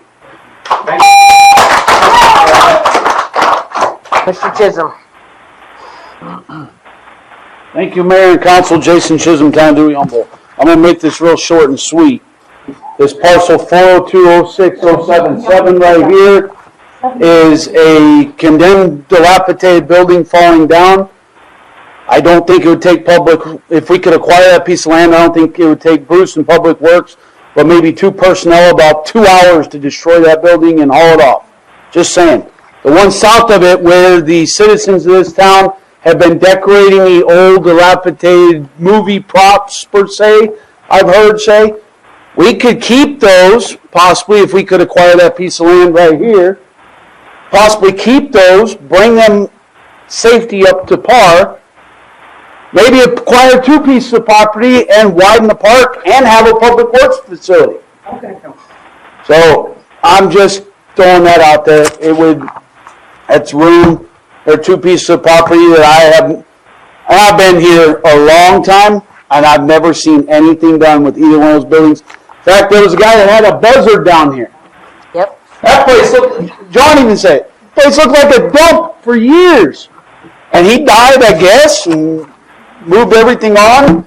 Mr. Nolan, I think you told me that he died and moved everything on. But these are 2 parcels of land right here that if we can acquire them for a small amount of money, I mean, I don't know what's reasonable, but, and then they're right there. But I would rather see a skate park here versus back here because of traffic coming up in the front. We got to be concerned for our kids' safety at the same time. Thank you. Back on Prescott Street or back on? Prescott Street. This is Prescott. It says it right here. Okay, and so you'd rather have it back on Phoenix Street where I'd rather have it on Prescott Street. where there's more traffic? Correct. And the reason is, Ms. Lance, statistics will prove when you have traffic going by, there's less chance of kidnapping or drugs, but I'm trying to think, human trafficking. So that's all I have. Thank you. All right, come on up, Sue. Okay, I think they all stole my thunder, but I just want to be clear here. Sue Grant Humboldt. The cowboy houses, right? They decorate? Okay, I know a lady that knows the owner of this property. Is that the one you were saying that you've been trying to buy all this time? No, it was the one behind, the one with the dilapidated building, right behind it, straight up. Okay, yeah, okay. Yes. I think we should try, this property, I believe, is for sale. There's a for sale sign in the cowboy houses. Is it for the cowboy houses or is it for the property? I'm going to try to find out. It's a trust, and I think that gentleman owns both of those properties. So isn't this man the one that donated the Butte Street, the land for the Butte Street Park? That's what I heard. No? Somebody told me that. Butte Street Park was a right-of-way, was it? Was a road. Was a road. Okay, so it wasn't a land donated, okay. But I think there's a chance we can get this land. And I will actually make another phone call and see if I can get some more information. I'm really excited.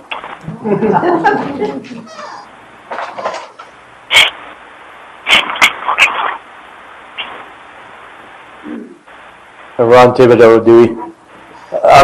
I agree with those 2 parcels as being something that makes sense, but I'd just like to offer something. I'm not going to try to direct the staff, but perhaps somebody in the council could. There's a place out in the fairgrounds by the horse track there. It's called the Wheelhouse. It's got 2 roller hockey rinks indoors. It's got all kinds of stuff for homeschoolers and things, and it's got a really nice BMX track that looks like it was built professionally.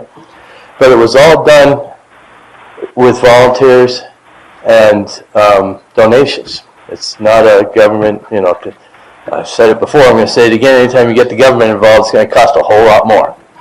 So I might suggest that somebody go talk to the guys that put that together. Maybe we can learn something that would be beneficial to this idea. And also, the town of Nampa, Idaho, years ago, with total donations, built like a world-class community center with a huge climbing wall and basketball courts indoors, and karate and judo and all kinds of stuff. And it was paid for up front, no debt, and the operating costs are all taken care of. It's a totally self-sustaining, non-taxed, it's maybe somebody can contact somebody up there in Nampa and learn something from that as well. That might help us. And maybe as a town, if it's too difficult for the town to put something together, as was already brought up, there's a lot of possibility that we could, as a town, just do something as people. We the people. Thank you.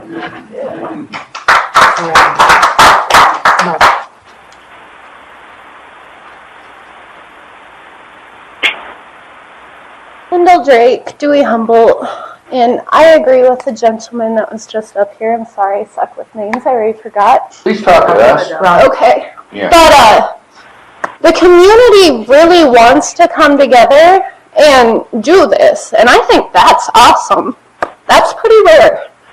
So I think anything you guys could possibly do that would include the community and save some money. I don't know. We all know what loopholes are. Everybody's got loopholes. So as far as having a professional come in, can we just get an inspector to come in? Is there something like that? I don't know. But I bet there's some kind of loopholes to help us go around some of this. Because the government does tend to cost a lot of money in hiring a professional, even though there's tons of other skilled people out there. So I don't know. I think we can all search for loopholes. There's always loopholes in the government system. So that's all. Yes, Bob. Bobby, Blue Hills. I agree with everybody here, but I also want to bring up to you guys, you brought it up a couple weeks ago when we started discussing this. There was an option of going across the 69, and people said no, they don't want the kids across the 69. You got to remember, the other half of town's on the other side of 69, so you might want to look at properties over near the Blue Hill side. So my kids don't have to cross the highway. Yeah. That's all I had. Thank you. All right. Yes, Ms. Clough.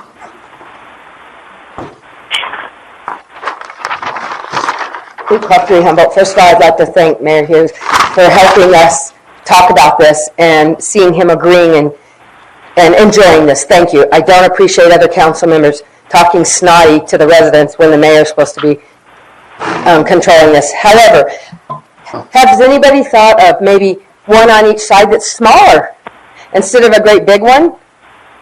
Maybe you could just start out with a basketball, what do you call it, court, basketball hoop, that's what I was going to say, and a basketball court on this side. And then that will start bringing our town together. So that's just a thought. Instead of a great big one, maybe two small ones. Thank you. Anybody else? Yes, come on up.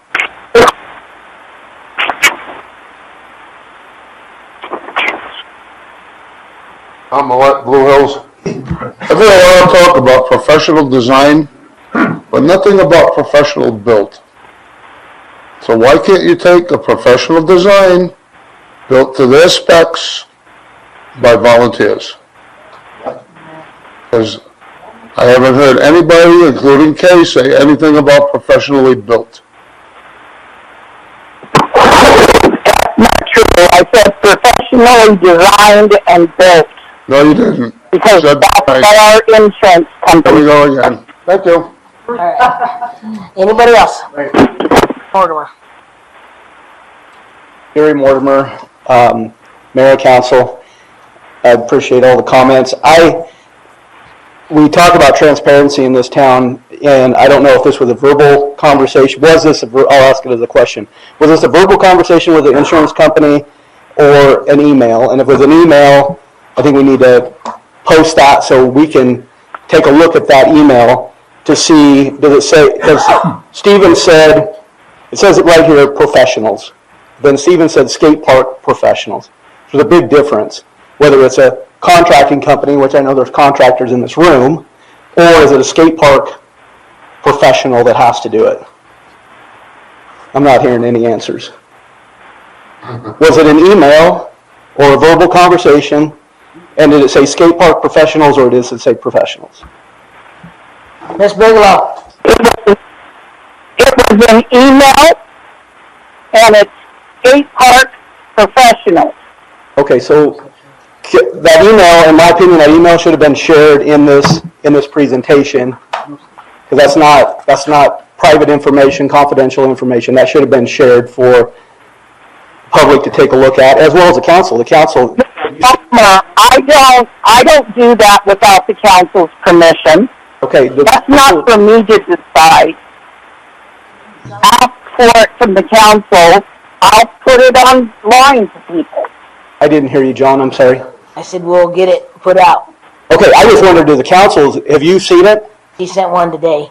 Okay, you have seen it. Okay. So that's one thing. The other thing that I was thinking is, has a call been made to this skate park professional company, which John mentioned one or two, just to get some kind of idea that's like, just brainstorming. And before you say, I'm gonna spend, $100,000 with you, give me some kind of ideas of the land that we need. Give me some kind of ideas of a budget that we need, something that we can start working with and start formulating as a council.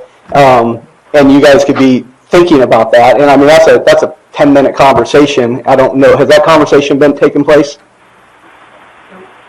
Honestly, when I mentioned it, I got bad reviews about mentioning that. So I don't think it went anywhere from our last meeting when I mentioned it to at least look into it. Well, I just thought the council, when they were doing this, the staff, they were doing this presentation, they could maybe make a quick phone call and get some of those basic questions answered. The other thing, when I'm looking at these town-owned parcels, they're like little slivers and little pieces. To me, it's like, why don't we get, a real estate broker that everybody could kind of agree on. It's not going to cost any money to the town that would represent the town, not Kay Bigelow, because she's not a real estate professional. We can see that based on the lease agreement here, but how that... Sorry, we're going to follow the rules, but we get it. Should I start calling him the mayor or you the mayor? He needs to be quiet. Mr. Nolan? Okay. Thank you, Mayor Nolan. Appreciate it. Mr. Banks. Hey, questions for you, Kay. Can you hear me? I can. Okay, if you look at the first page, and hopefully this will cut out a lot of unknowns here, the plan, Stephen Brown's proposal here says our insurance company will not cover the liability of the skate park unless it is planned and constructed by professionals. But then, did you just tell Gary that it has to be a skate park professional? Yeah. Okay, because this piece of paper here, the presentation, is saying that it's just by professionals, so that's really open to interpretation. It's not a specific company that specializes in that. That's all. All right. All right, anybody else? All right. So you got direction.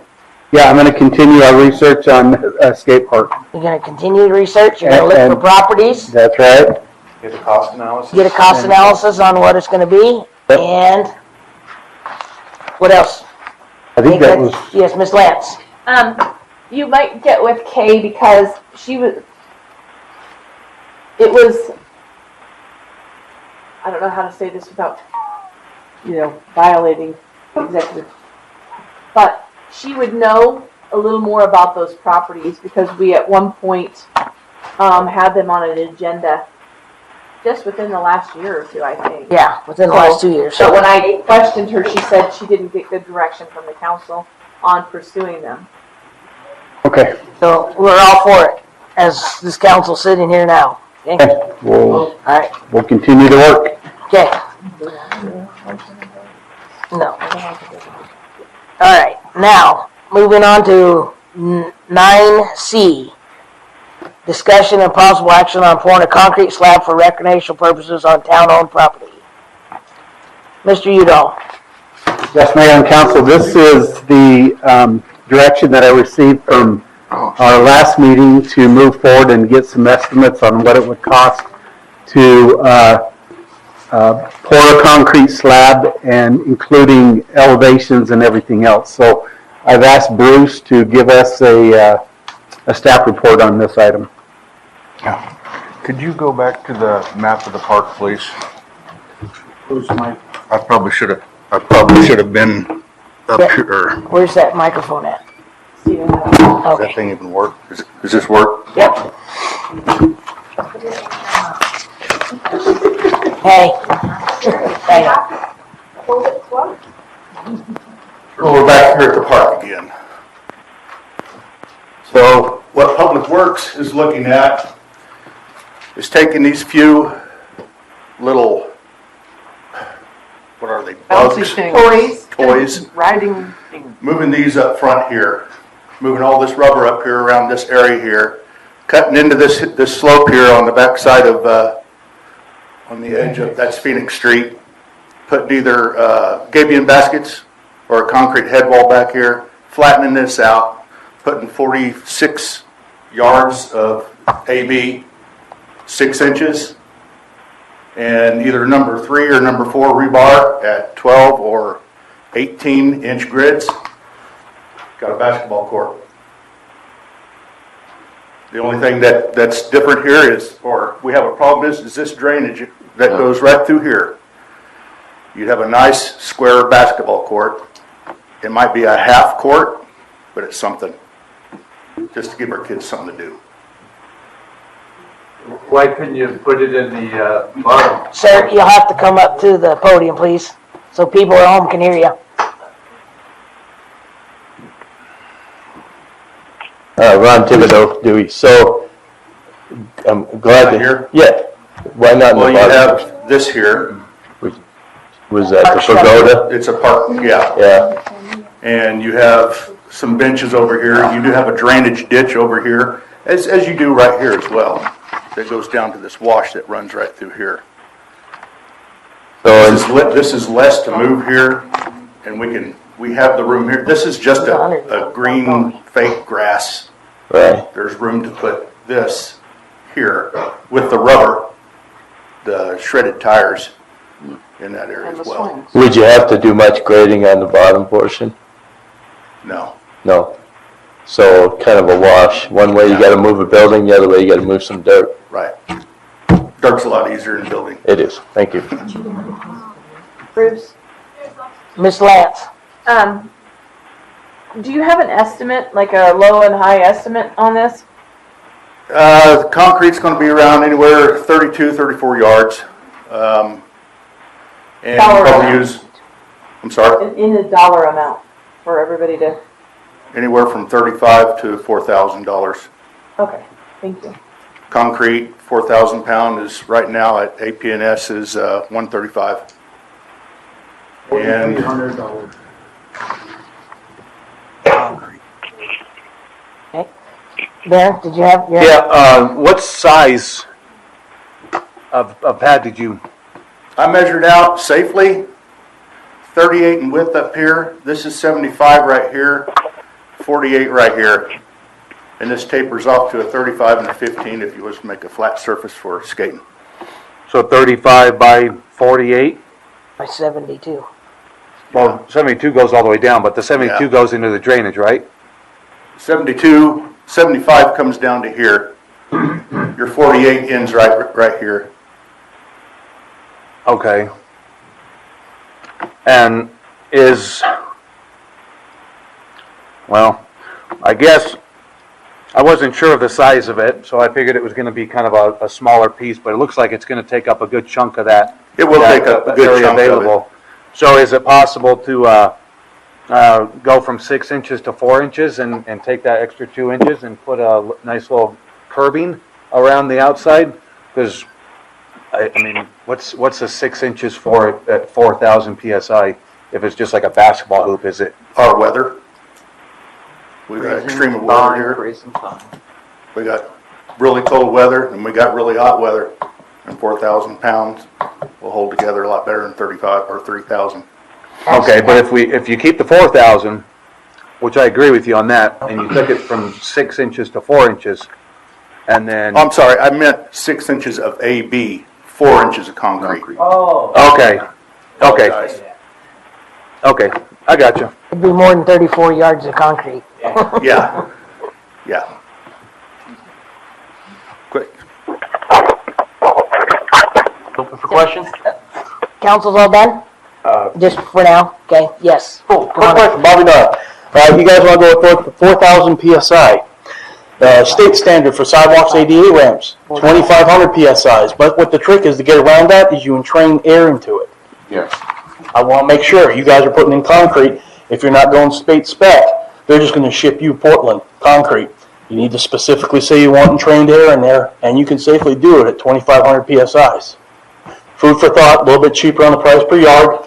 That could cover the cost for your whatever you guys want. Thank you.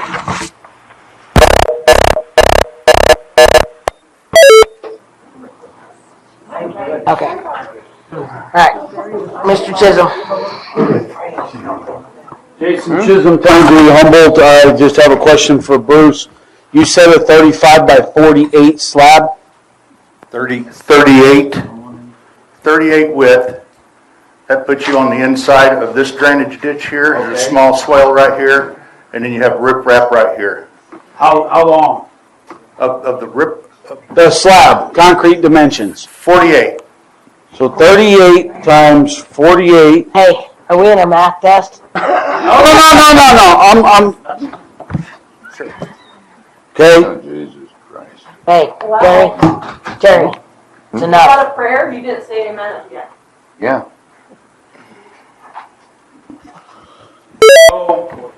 My calculations would be 22 and a half yards of concrete on a flat slab at 4 inches thick on those dimensions. On those dimensions. Yes. Yeah. That's 22 and a half times. If we carry it down further, if we could. I understand. I was thinking of if for a flat surface for more skating, we'd go 75 feet and angle up near the With your 35 yards, okay. I'm tracking there. I'm just, I'm not doing the math. I'm not doing a math lesson here. I'm trying to figure out where the numbers are coming into play here. I can tell you how many cubic inches are in a cubic yard is 46,656. So that's how you figure concrete. I can give everybody a lesson outside the front doors. I'm not going to do that though. I'm just trying to figure out where we're at here as far as yardage and money. $135 a yard, that's actually cheap. The rebar's cheap. The last stick of rebar I bought was $1 a foot. So, thank you. Yeah, in order to move this along, if comments are done, I don't know, I can't see behind me, but I think if the council wanted to make a motion to move forward on this item in an amount not to exceed, let's build it in a little bit because we also have to purchase standards and hoops and the whole thing, so maybe build in not to exceed 7,000. Okay. That could at least get us where we needed to get. Yeah. Not to exceed 7,000. I got a question. So who's doing the work? The town? You're going to do all the prep work? Are you guys going to pour the concrete? We can do all the dirt work, all the grading. Okay. We can get all the, the density tests and stuff like that done. Okay, who's going to be pouring the slab and finishing it? That's a good question. Okay. Yeah. So, as much as I'd like to see this, I honestly think we're going to be over the $7,000 very, very, very quickly. Maybe you have the right number in mind, and that's fine. Yeah, I mean, do you have anybody in mind, any concrete professionals that you've worked with in the I past? know ERC, everybody knows ERC. Okay. Yeah. You got other those for bids and proposals, so we're not getting. Yep. Okay, so what I'd like to see is 2, maybe 3 bids. Come back for the concrete work, how much the concrete company is going to be doing, you guys assume the rest, and then actually give us a hard dollar amount, and then give us the full, because I'd love to see the amount, as much space utilized and taken up in that section as possible. And that way we have that dollar amount in front of us. Mayor, in response to that, within that dollar amount, the manager, through our purchasing policy, has the ability to move forward with the project and notify the council. So I don't need to come back for approval. If we want to move this thing right along, you just give me a not to exceed amount, and then I can move it right along. Okay, I'll make the motion for that. Move forward with whatever. It's probably going to be more than $10,000. What is your spending limit that you have to come back to the council on? 25,000. So after 25. For the ballards and the hoops and the concrete and the extra. And the fencing. And the extra drainage that could be poured in concrete there, I would go to 25,000, and if it comes back after that, but we'd like to see some stuff. Yes. Okay. So you can say your motion again with 25,000. Okay, I make a motion to direct staff to move forward on building the basketball hoop and not to exceed the cost of $25,000. Second. And then can I do yes, perfect. Second, okay? Motion is made by Mr. Barron, seconded by Ms. Lance. Any discussion on it? Ms. Rogers? So I would have to defer, of course, to the skate people. I'm sorry, I have no history there, but I think it's a fabulous idea. But I'm questioning the idea of a curb around, because I have played basketball, and you're not often looking where you're stepping. So are people going to trip over? I mean, what's the advantage of a curb? If somebody can answer that. Potentially, the curb would have a fence above it, so you wouldn't be able to go past it. You wouldn't be able to trip over it. If Okay, that was another question I had too. Somebody mentioned a fence, and that was kind of a new thing too. And okay. Well, you have this wash here. Right, you don't want to fall in when you're looking at the ball. And also you have riprap here. Okay. So if they are skating on it, Okay. Anyway. Perfect. Any other discussion? Thank you. Okay. Barry wants to hear Kay's legal opinion on this. Okay. Yeah, this isn't on the skate park. This is on the basketball. Barry, this is on the basketball court, and it is. It would be automatically covered under our insurance. Basketball, but what are we doing? It's going to be part of it. Well, there won't be any apparatuses out there. So if they get on their skateboards and go out there, they just have flat cement. So there is no skateboard apparatuses. And they would do that all over the place. So anyway, it will be covered under our insurance. It will be covered. Yes. Chickens on our property meant for one thing and doing another.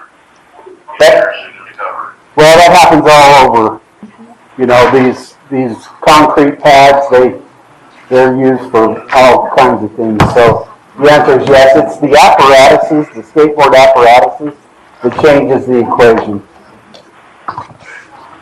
So they want to take 30 months over and then go towards the world and push it on site. Okay. No, people are hard to hear. It's not fair. Yep. I think it was down. Okay. All right. Anybody have any questions? We're gonna vote. Okay. Hold that right there so we can hear it. Nope. Just one more thing. Dewey Humboldt. Okay, so the drainage. I know that this is going to be poo-pooed really bad. Don't, no. Thank you. Okay. All right. Sit down. So, all in favor, say aye. Apologize, Ms. Bradford, you already Aye. spoke once. Thank you. Yes. Everybody in it, say aye. Aye. Was that a yes? Yes. Okay. All in opposed, say nay. Motion carries. Yay!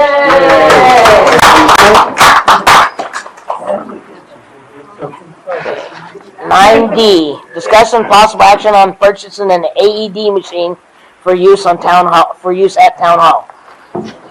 Mr. Udall. Thank you, Mayor and Council. Beth has the report on this one as well as the one to follow. Okay. Yes, she did. Okay. Well, I could read from this, but basically I'll just tell you that town staff wanted to be trained on CPR and the AED machine. And on December the 15th, we had CAFMA come. There was 2 gentlemen that came. One of them is here in the audience. He's with CAFMA. And we also had Brett with CAFMA. And they did our training. It was a 4-hour training. And there was 10 of us that all received certified CPR AED training. In order to have the training, it costs $500. And so, in order to not have to pay CAFMA, because they will do it for free if you have an AED machine and they train you on it. So the cost of $500 instead of going to CAFMA would go to the purchase of an AED machine to be held here in council chambers in case something happens to somebody here. We're able to use it right away and still call 911 and get everybody here. But it will be useful for anybody that comes and has a problem. The AED machine is pretty flawless to use. You hook it up, it tells you exactly what to do. It's not like, you just don't know what you're doing. It tells you what to do. We all went through that, and we would like to have the ability to have the AED machine here at Town Hall. If you have any questions, I would like to defer them to Doug so that he can answer them for you. They cost anywhere from $1,500 to $2,000, depending on the model that you choose. Okay, so everybody at home, it's $1,500 to $2,000 depending on the model. I have to say that anywhere you go these days, you're going to see one of these machines hanging on the side of a wall. And I think if we're a town and I think we need this. This should have been a must a while ago. Okay, so this is a no-brainer. So, Ms. Lance.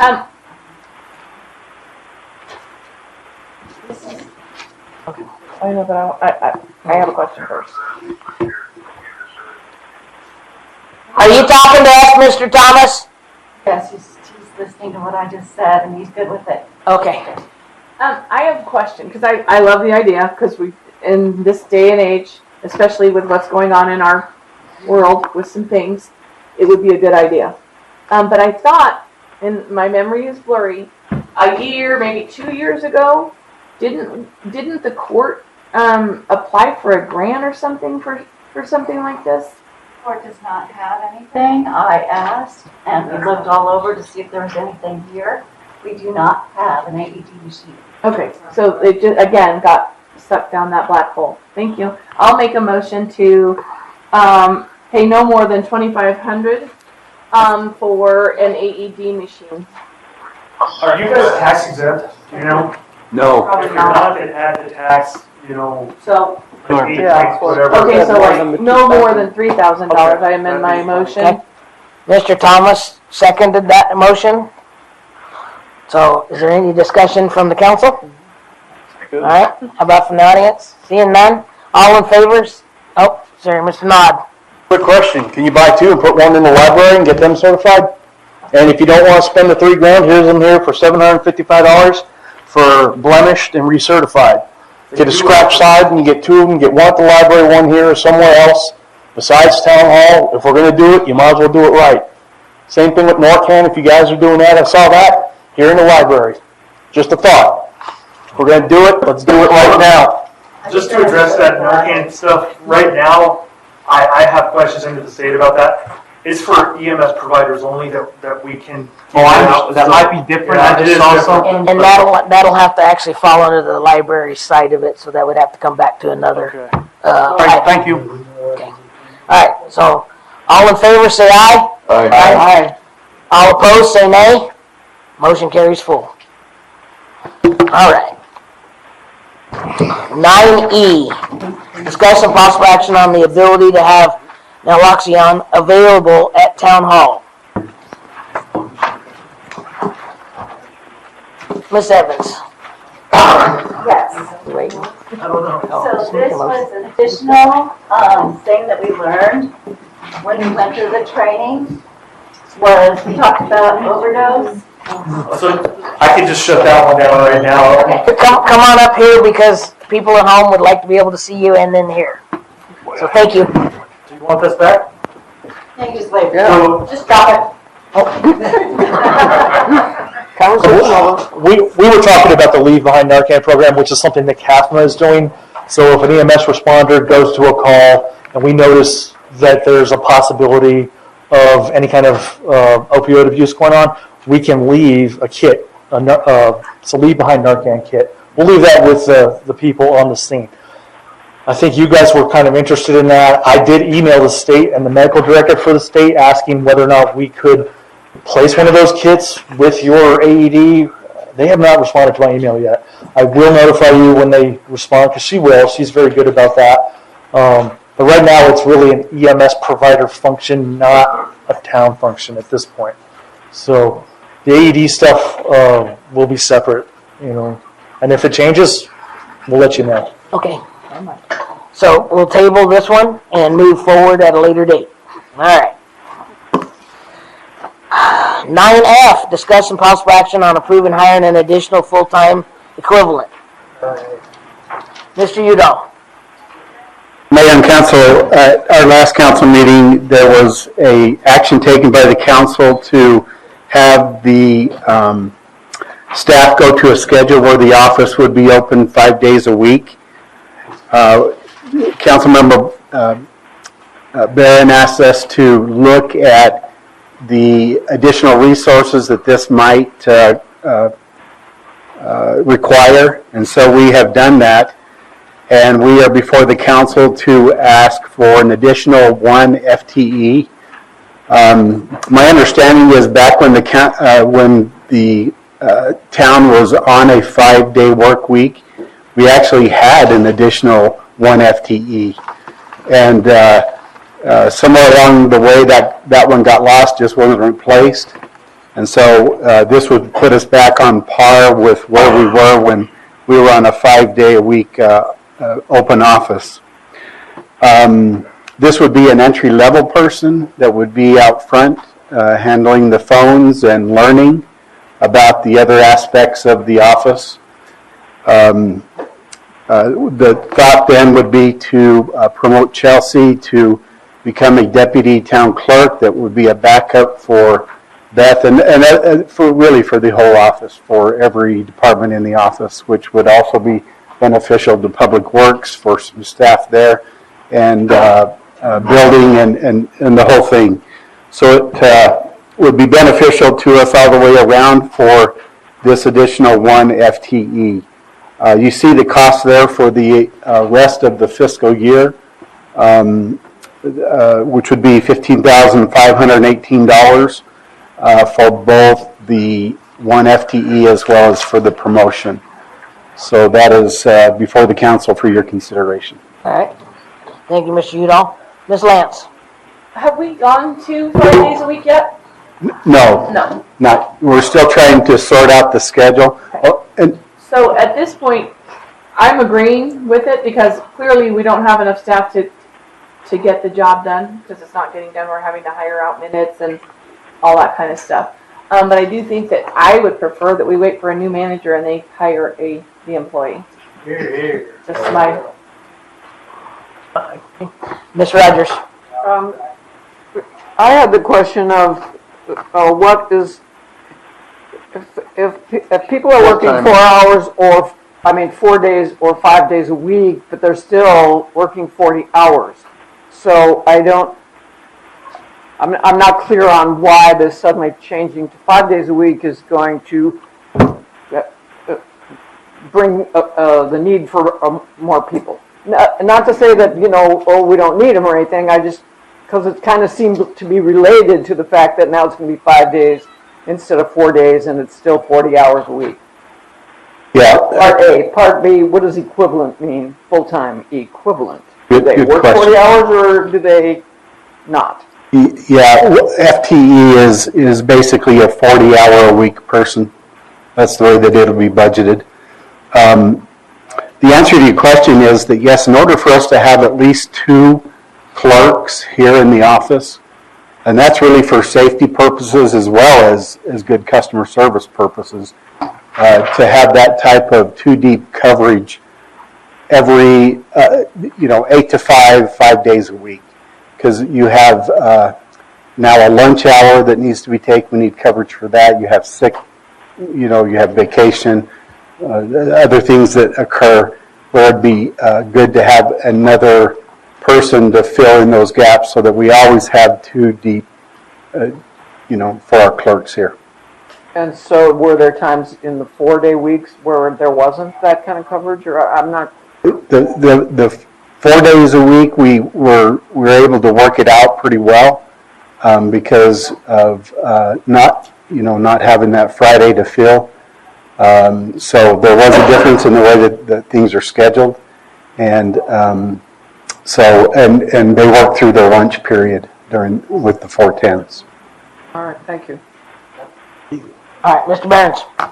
So are you keeping the 10-hour days, 5 days a week, or are you going down to 8 days? Yeah, it would be 8 to 5. Or 8 hours a day? Okay. 8 to 5. And then you said, one of my questions was, how many people does it take to have the door open? Is it 2 that you just said? Is that all that's needed?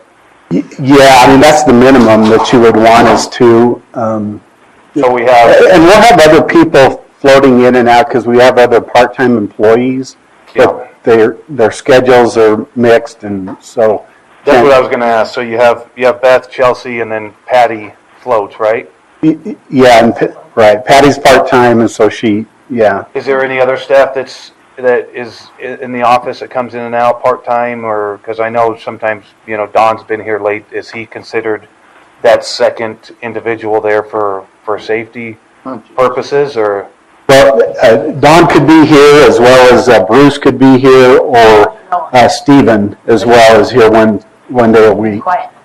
But, so when you put it all together, they were able to make it work with the 410s. But when we go and we stretch that out to 5 days a week, there'll become gaps. But 40 hours is 40 hours, like Denise has said before, whether it's 4 days a week or 5 days a week. So I don't, I'd like to see the door open 5 days like it was directed to. Yeah. And see how that works, and then come back. And I'd also think that is the new town manager's job to evaluate the staff and see what's needed before this presentation comes. But to me, you guys haven't even opened the door yet and see what's needed, and you're already asking, begging for new help. So, well, you just work the schedules. You just work the schedule. Oh, it's been 3-4 weeks almost. My expectation was it would be open on the my calendar here this last week. So, but yeah, it's the wrong month. But all right, Ms. Rogers. Oh, I'm sorry, just didn't take that down. All right. No other questions. All right. I don't know which one you had your arms up first. I don't know. All right, let's go Miss Brooks and then you, Ben.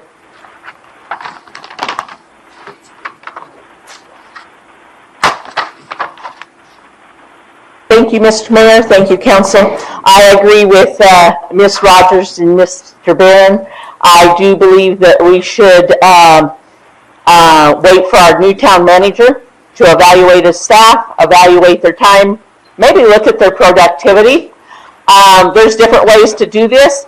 We can do like an alternate starting, maybe one person coming in at 10, and then the person coming in early getting off early if you want to keep the doors open later. There's all different ways to flex schedules. You all don't have to be sitting in one seat at any given hour. You also have to look at, is our office space here? Because I know before when we tried to bring additional people in, or we've tried to do something extra that requires the computers and everything, or front desk people, we just don't have the space here. That's what's motivated trying to get property for a town hall. So anyway, I think it's would behoove us to get the new town manager in and let him evaluate the staff and people's positions and actually see what our needs are. We do have our back people,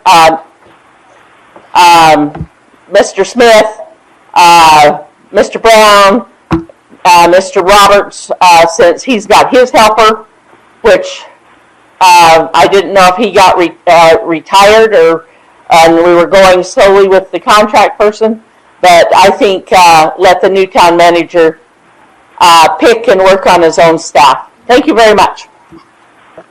Mr. Finn.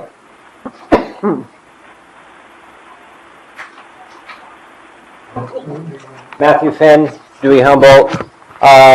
One thing I want to address is just FTE in general. I think there might be some confusion with people what it means, and it's not a full-time employee. It's 40 more hours on the schedule. So what you have to take into consideration, I would assume that the clerk is probably burdened already. The question that you have to ask is, are we going to have more workload? Likely not. The idea behind this was to keep people from coming up to a locked door on Friday. So if we're not getting an actual more workload, the question is how many people does it take to keep the door open? I'm hearing 2. Well, if it's a 10-hour day, and there's 2 people, and he's talking an 8-hour day, but let's say 10 hours, 2 people, that's 20 hours. What that is equivalent to is 0.5 of an FTE. An FTE is 40, half of it is 0.5. I'm not sure why we're considering a full FTE. Mr. Udall, can you explain that more when you're talking about 2 people required to keep the door open, but you're asking for a full FTE? Mr. Mayor, members of council, in answer to the question, as we looked at the schedules and trying to figure again what it took to assure that we had at least 2 deep for coverage on lunch hours and coverage on, again, vacation, sick time, and other things, it appeared to us that it would be a good thing to have another FTE in order to fill that coverage as well as pick up some of the slack that occurs in our office. I think that answers it. It sounds like it was over-evaluated from what I'm hearing. That's some pretty over double the numbers of what it actually takes to have somebody sitting there. I understand that there is a need for vacation time, sick time. I don't want to take away from what anybody else said. I do believe that the next coming town manager can reevaluate this and look at it. But in the meantime, we need to come up with a way to get the doors open on Friday. Thank you. All right. Yes, Ms. Collins.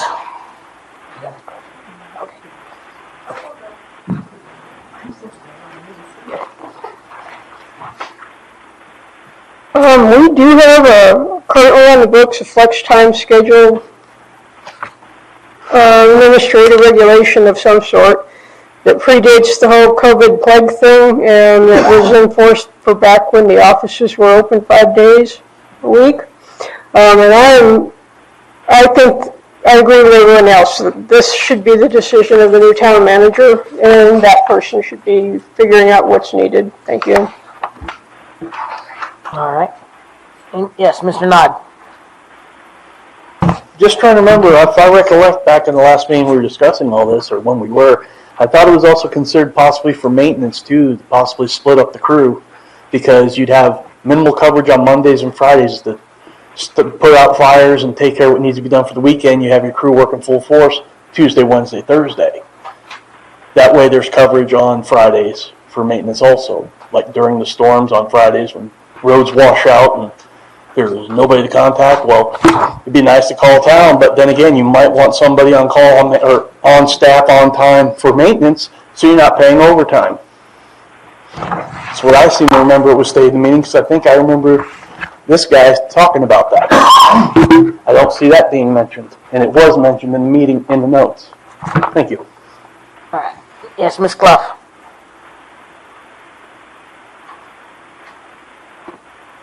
Dewey Humboldt. First of all, I do believe it's the new manager's job to evaluate, especially since we were worried about waiting for the new council to decide the new town manager. So I do believe we're talking a month or two.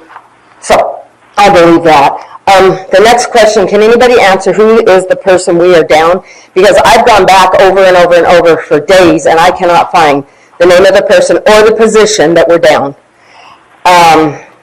In the past, Stephen Brown has been here on Fridays. Ed Hanks was here on Fridays. So I'm not aware of anybody we're down. Mickey was here, but now we have Lars and Christina, whatever. So I can't figure out who that is. I'm going to answer a question for you right now. Lars is not here every day. Okay. He's a contract, so he's not here like Mickey was. So that person's actually gone. That position isn't filled every day here. So why didn't we fill that position if that's what we wanted instead of a part-timer? But I do want to point out something for everybody to know, for Mayor Hugh and the council to know. Prescott Valley in 2021 had 48,000 people, more now, and as of today they have 4 people. They have a town clerk, a deputy clerk, an admin, and a records clerk. 48,000. We have 4,000, and we have 2.5 right now. We need another whole person. That seems really crazy. We also called Eager, and they have a town clerk. They don't have 3 positions, 4 positions, and neither does Kearney. So I really believe, since you're having interviews, you interview people from Eager, Kearney, and that lives in Dewey Humboldt, that you need to allow the new town manager to decide what he needs to operate his business. Because in the past, when we had full-time managers, they were one of the cover people. They worked 40 hours. So I think we're wasting a lot of money. And the $15,000 that it shows to the end of the fiscal year is kind of deceptive in my opinion, because that's 3.5 months. It's going to be 50-some thousand when you look at it for the whole year. And it doesn't even tell us what promotion and how much more money Chelsea would be getting or anything. And I just don't think that's right. I really, really believe the new town manager needs to do that. And I think that's more important to choose a town manager than it is to worry about another employee. Thank you. Yes, Ms. Kerber.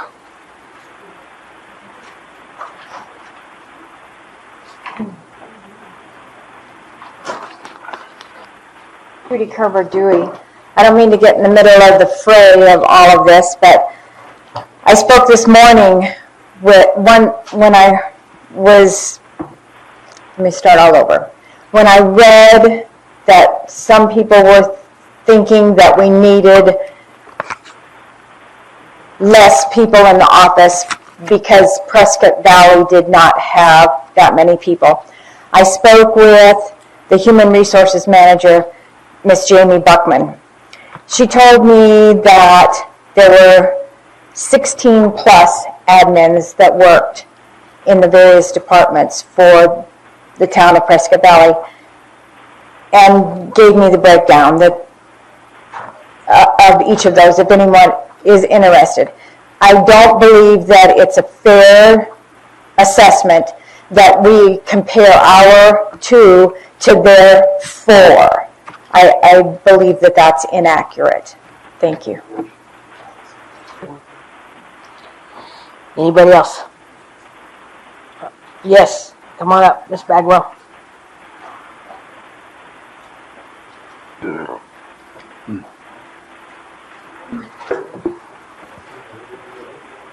Christy Bagwell, Humboldt. I don't think it's our place to determine what the town office needs. I think should be the new town manager coming in that can determine, evaluate what is needed, figure out if there's space for another person, who's going to sit where, whose computer's going to be what. But I don't think it's the place or the time to do that now. Somebody needs to come in and run that office. Thank you.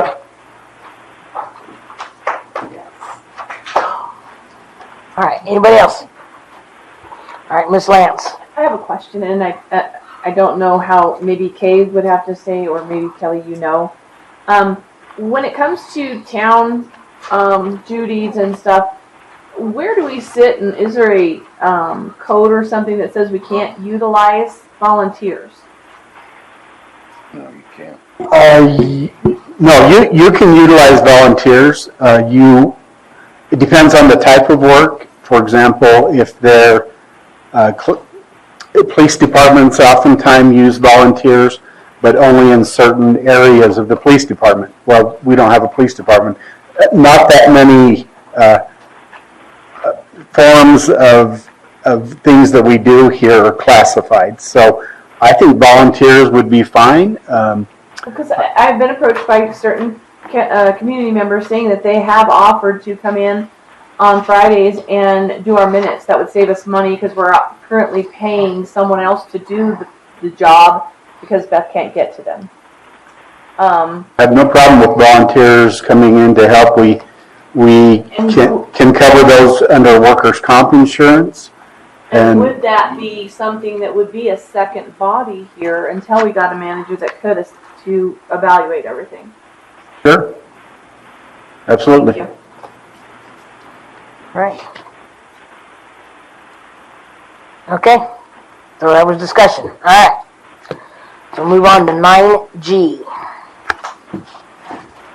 Discuss some possible action to address roads that need to be paved and evaluate low water crossings in the area that require attention. Mr. Barons.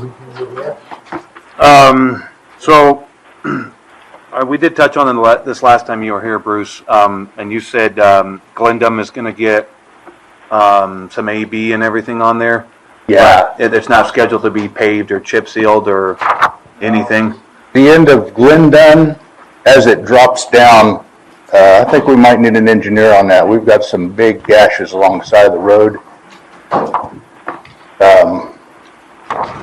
We just need to, the watershed on that thing, it needs to be reverted back to the bank on the other side, but then it's going to cross the road at the bottom.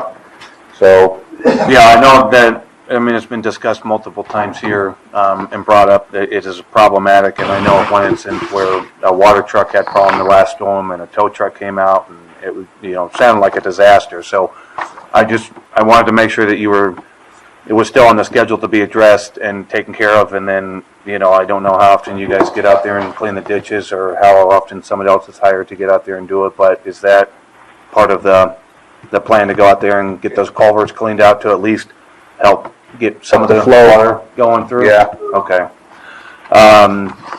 Did you have a question of that one? No. Okay.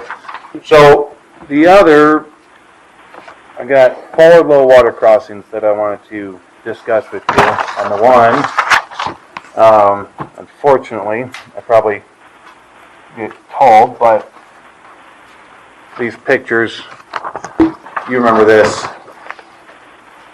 on January 24th, Prescott right Street. there on Agua Fria. and Prescott Street. Yep.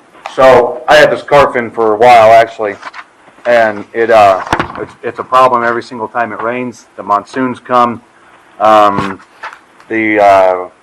I-17 gets shut down. People want to reroute through our town and go that way. Well, the last time a good storm came, they came down here, saw the gates closed, and said, we'll bushwhack it over here. And people started bushwhacking it around. And I don't know how far they got up on the other side, but I believe that's why you guys went and put boulders there to prevent them from going around the low water crossings and stop it. It's just unfortunate because I know a lot of residents are affected by that. The school buses are affected by that, and you don't know if it's closed until you get up to it. I know that We do have signs that are spaced out probably maybe, I don't know, 800 feet or more. Yeah, but that says who closed. looks at signs, you know? It's just I know. So they see the gate and then go, oh crap! But you know, I would say it affects everybody all the time when it rains in the monsoon season. But this is definitely a first for me that I experienced, and I actually experienced it because the guy almost took me out, and it highlighted the situation, and it was very fitting for this to come up. But I never thought of it when it comes wintertime and the people drive through the water, come up the other side, the water gets on the road, it ices over, and then you got black ice in the morning. Well, this guy, for some reason or another, decided to slow down before he hit the water and lose all of his momentum. And as I'm coming down with the piece of equipment on the back of my truck, I almost hit him, and I had to swerve around to avoid the same exact incident or hitting him that he experienced. And I'm glad I did, because I would have been stuck in the wash, and the guy ended up spinning out and getting stuck sideways and had the whole road blocked. Well, I know when I looked back behind me, there was 4 other cars and a school bus trying to get kids off to school. Mm-hmm. So what did they have to do? They had to turn back around and go all the way around, same as in the monsoon season. But now we're adding a hazardous factor with the black ice, and you did a hell of a job going out there and laying the sand and getting rid of that problem. You know, unfortunately, nobody got hurt or there wasn't an accident on there. But along with all these other ones, I would like to see some sort of a proposal, which I don't know if anybody has brought it up or tried to get a concrete bridge or a box culvert and work with FEMA, work with we have to work with the Army Corps. They have to do the structure for that. They might even build it too. Right. So my question is, have we failing? That area is failing because you see the patches out in the middle. Yep. And also on the other side, on the east side, it's like there's an artesian well that's coming through the asphalt, and we can put all the asphalt you want on there, and it ain't gonna fix it unless we trench it and put 57 rock and on there and so to get it drained downstream. But that doesn't resolve the problem. The problem is I think they got the wrong size pipe in there, and it's not at the correct grade. Well, nothing runs 100% of the time of year. It's always running. I don't think I've ever seen that thing dry. So that was my biggest issue that I wanted to bring up and see what potential possibilities there are to get. I know we can't foot the bill for it. It'd be astronomical, but there are other options out there that grants or something. I don't know if anyone's ever looked at it and tried to figure out a solution, but that is primo. It's a bad spot for a lot of us. The other 3 issues that I had, I think this could be town taken care of. I'm not sure, but the low water crossing on Quarter Horse in South River. I know a year and a half ago that one. Oh, it always overflows, but a year and a half ago it came down and it really messed up that intersection. and some houses downstream. I don't know, but if that could be fixed. But see, these kind of go hand in hand with one another, because you got the Agua Fria that clogs up, and then you got the buses and traffic and whatnot that has to go all the way around. Well, then they come around and Quarter Horse is blocked because of the same exact storm, but this is all upstream. And then the one at Deer Pass, in between South River and South Sierra, they can't get around there. And if you turn at the fire station, which is going to be their first initial turn, unless they move up to Foothills and go. And I know that this has happened because my school bus for my kids has been blocked multiple times until the bus driver learned, I'm just going to stop going that way. But they get just blocked up and locked, and it becomes problematic. So it's kind of going into this trickle down effect of problems around the area that don't get addressed. So the Quarter Horse and Deer Pass, is that potentially something that the town could into box culverts? Box culverts, or a big culvert, or something, whatever you guys did up here at the end of Foothills. That's a massive culvert.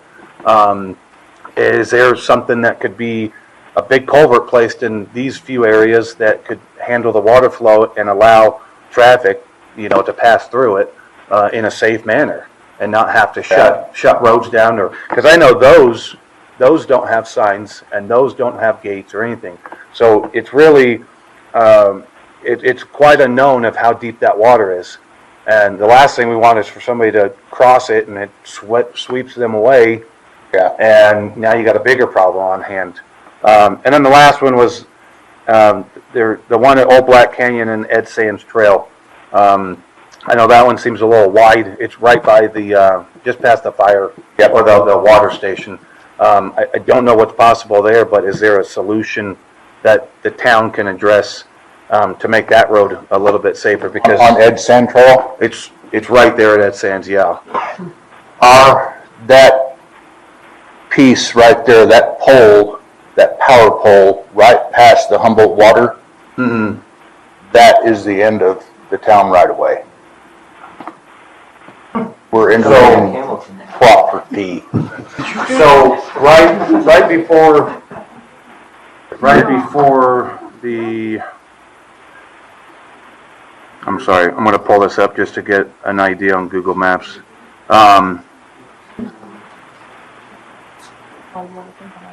Yeah, go ahead. So you're saying that Ed Sands Trail is not owned, that part of Black Canyon is not owned by the town, correct? That's what I Okay. That's what I have on our GS. And that's what I thought, because that whole wash is a mess. And it looks like people have been trying to fix it, but.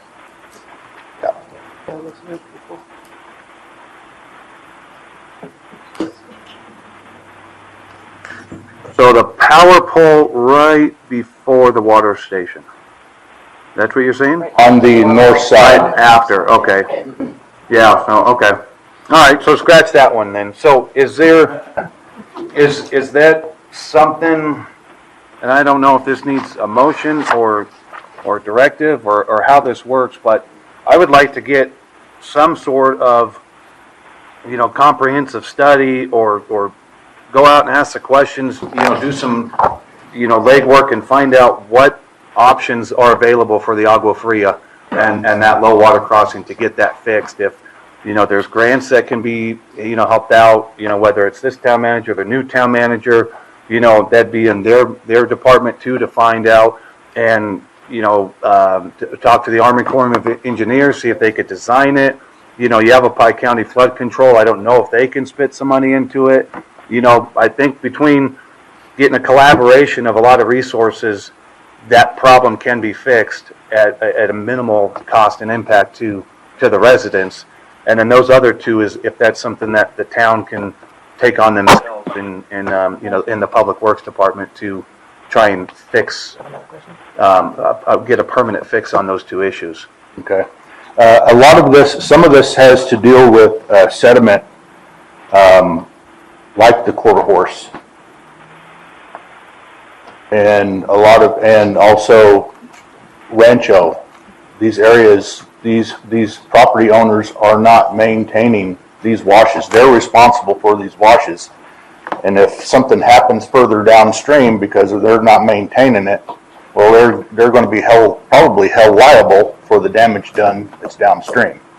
But putting a box culvert in or something with, you wouldn't have the sediment problem. Putting a culvert in, you would have the sediment, right? Mm-hmm. So, something that's feasible and is a permanent fix instead of just, if you expect the property owners every single time to it ain't gonna happen. It's never going to happen. But that shouldn't be a reason why we don't take the proactive approach and fix the roads that are our responsibility to make it passable for a ton of people that use them in you need passage. Right. So you never know when the storm is going to come or how much it's going to produce. But, I think we should take that proactive approach and get an idea of those roads. So, okay. Does that need a motion? How does that work? Hang on. Yeah, we got a couple more questions here too. Mr. Udall. I was just going to comment that a lot of this work actually can be done in preparation for the budget cycle. So that if we don't have the money budgeted this year, we can do the work now, include it into the budget work. That'll come back to council for budget approval, and then we move forward and get it done next fiscal year. So it's not wasted effort, is I guess what I'm saying. It's stuff that we can do already in preparation for the budget. Okay. Ms. Lance. I have a few things, sorry. When it comes to the signs up there, What? the signs saying that the river is closed, we have them, I believe, too close to the river. If we could put ones up on Green Valley. the west side of Old Black Canyon with flashing lights, and I know this is going to cost money, but it's better than having to have people back into people's yards full and now that we're cutting those ditches, it's going to get worse because they'll be backing into those ditches in the dark.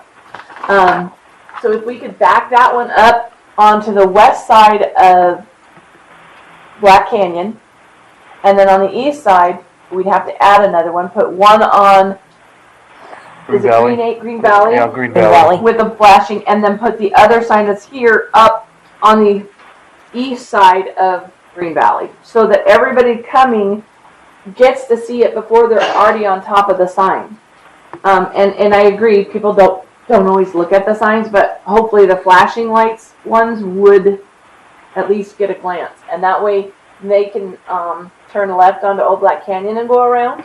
They can turn left on Green Valley. Lazy River and go up to Rancho and go out that way. And or coming down Lazy River, they can take a right and go around Green Valley to Foothill and out. I think it would be better served for the community. Okay.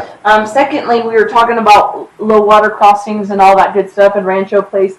It seems to me that we talked about having an engineer. We contract with an engineering company, right? Yes.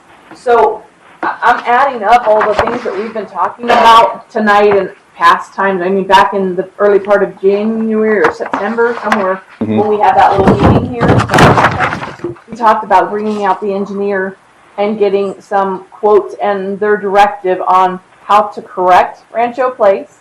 Maybe we could bring them out and get all of this advice at once on all the different areas that Mr.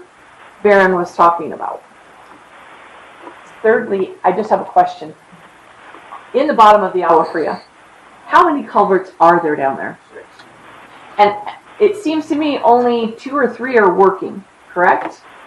Because of the sand that's coming down, and they don't have enough fall on the pipes. The pipes don't stay clean. They're running relatively flat. Okay. And that gets built up in there, and it'll start running through the other ones, and then that gets clogged up. I thought at one point there was like 5 or 6, but then I see 3 coming out. So I know we bank up that sand on the other side. So I just wanted to find out. Thank you very much. All right, Ms. Rogers.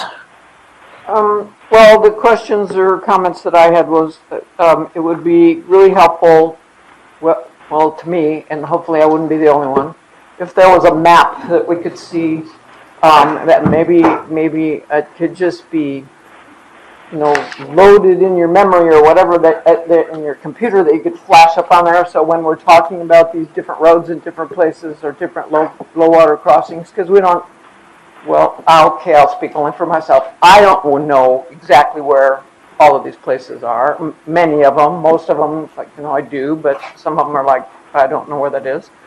I also wonder if there's any data on how, when the low water crossings are not safe to cross, how much time is that actually? Is it like a day? Is it multiple days? Is it half a day? Is there any data on the average amount of time these things are not safely passable? And then the third thing is, back in the beginning of the town, pretty much when Goodwin was the mayor, that we looked into putting a bridge over the river. Mhm. It was in that time, it was over $1 million, because it had to go from way over on one side, where at the top of the, before you start to go down, Yes. way over here and then way over there, and The bridge would have to have an arch to it, because I've seen the trees, the cottonwood trees that go down that stream, and they're huge trees. They almost take out the power or the phone line that's on the north side of that low water crossing. Yeah. They're flicking the lines around. So it would have to be arched. Yeah, okay. So is there any data on how often the crossings are impassable? I mean, do people have to wait a couple hours or on the a couple of storm. days? On the storm, and usually a storm, it blows in, you may have 3 hours, and it goes down. Yeah. Sometimes days. It just depends. Very frequently too. Miss Lance? I have a question again. I don't know, and I don't know if you would know off the top of your head. We're contracted with an engineer. What is the, do they have a set rate that they come out at least? They have to be paid so many hours to come out, and then above that, or is there a set rate that we pay these engineers hourly For culverts, to come out and give us information on all the stuff that we've been talking about over the last 8 months? Because the Rancho Place we've been talking about since September. Right. So if we could get them to come out collectively and go over all of this, I mean, and that's what I'm asking is, do they, they have a minimum of 2 hours that we have to pay them, or 10 hours, or, something like that, or are they by the hour? I would say that they're probably by the hour. So we haven't paid them yet? I will. At all? They have looked, they are looking into that, and they said it's going to cost, I think, when we looked at this last, when I brought it up, it was like $55,000 to look at from above Rancho all the way to the Agua Fria. And that's just for them to get you a plan? Or look at it? Okay. Thank you. All right. No more questions from the council. I'll open it up to the public. Mr. Finn? Matthew Finn, Dewey Humboldt. I usually have answers for things, and this one, I don't know if I really do, because I think it comes down to you guys' hands are tied. It takes money to make these things happen. So if we're not there yet, and not to get on a debate of revenue, who's the person that would work these deals? If we need to talk to the Army Corps engineers, we can do all the data, and I think we're all in agreement. It's a bad situation. It keeps going, and we can make motions and we can do all of this, but who are we actually directing to take care of this? Does this fall on the manager? Does this fall on Bruce? He's busy. I mean, who's going to actually sit there on hold with the Army Corps engineers, explain this, and push the deals through? Does anyone have an answer for that? Who is our spokesperson? It's the town manager. Well, where are we at on that? How many times have you called the Army Corps engineers? I've heard. You got to I'm sorry. that. Does anyone know how many times Mr. Udall has actually done that? Mr. Nolan, I've heard him several times say that, and everyone down the line, I've heard them say, contact these people. How many times has it been done? Well, I'm sure Mr. Smith has talked to him in the, I don't know, monthly basis, maybe, because you're working on the flood control all the time, but I'm not going to put words in your mouth, but you can. Well, how do we come up with a situation where we can allocate more time for him to do that, or appoint somebody that's actually in charge of getting these deals done? Because the way it sits now, nothing's taking place. It's the same thing. So something to consider when you're doing your motions. You know, I like the signs earlier. That needs to be included in there. You mentioned the culverts. Maybe there's a possible way to redirect to point at the other culverts to help flush them out, or drop it down where they're not picking up that sediment, and maybe the other ones are pitched more. I don't know. Right. But something to try to get more water. Alleviate the problem Exactly. that we're having. So those are the things that we need to see on there, because we can keep evaluating this, but I don't think any one of us disagrees that there's an issue, and it does come down to finances. So let's find out how to get around that in the meantime, and push to have a real contact that fights for getting those deals done. Thank you. Yes, Ms. Collins.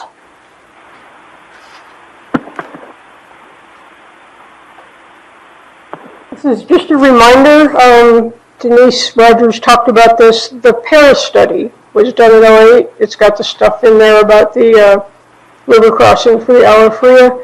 It's PARA, that's the abbreviation of it. It's still on the town website. If you put it in there, either as, I think it's just, when I look at it, when I go read it, it's just, I just put PARA. I don't put the periods in there or nothing.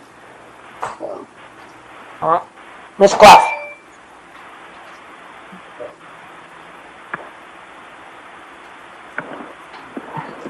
Dewey Humboldt, just out of curiosity and just a thought, maybe there's some grants that we can get. But then on a side note, I would like to thank Bruce, but I'll direct it at the council so I don't get in trouble. I emailed Bruce and asked a question, and he responded quickly. And I think that's very businesslike and appropriate, and I want him to know that I really, really appreciate that, because it helped me to understand things more. Because we do have questions, and we do need to let them know when we see things. So I wanted to thank him.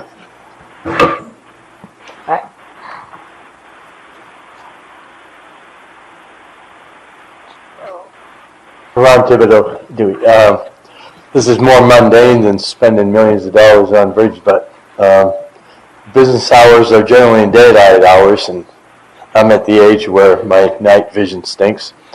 Coming down, and this would fall under pavement, I think, issues, which was part of this agenda.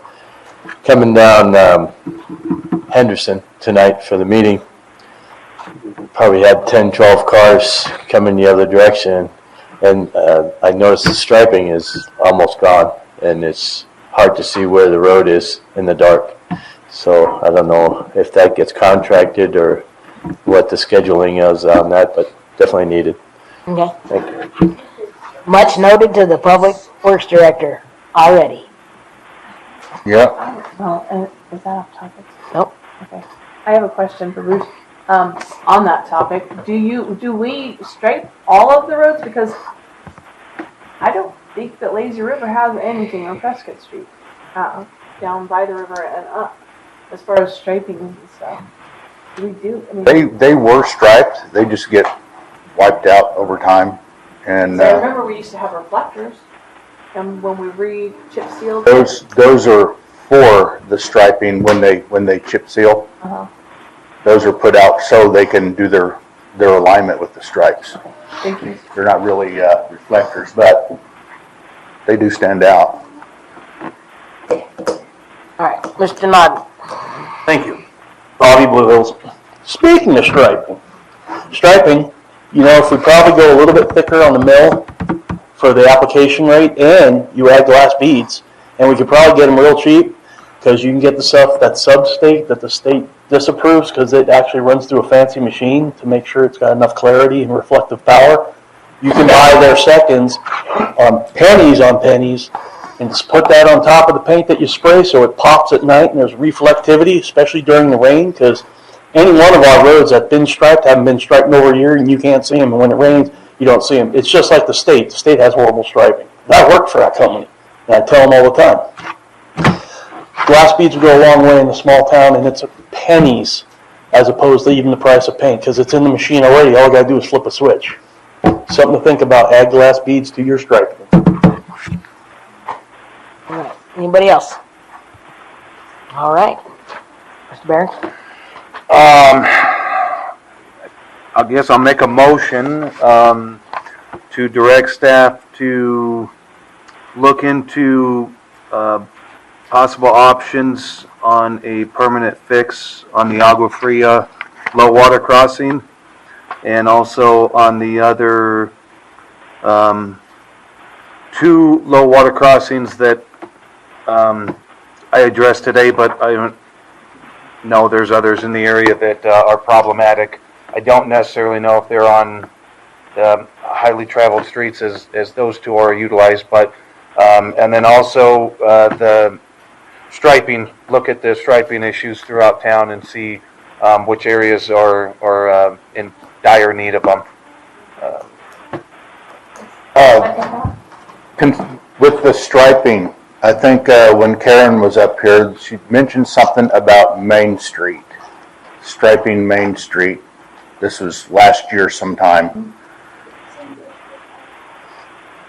What kind of a design do you want? Parallel parking? What were we looking at?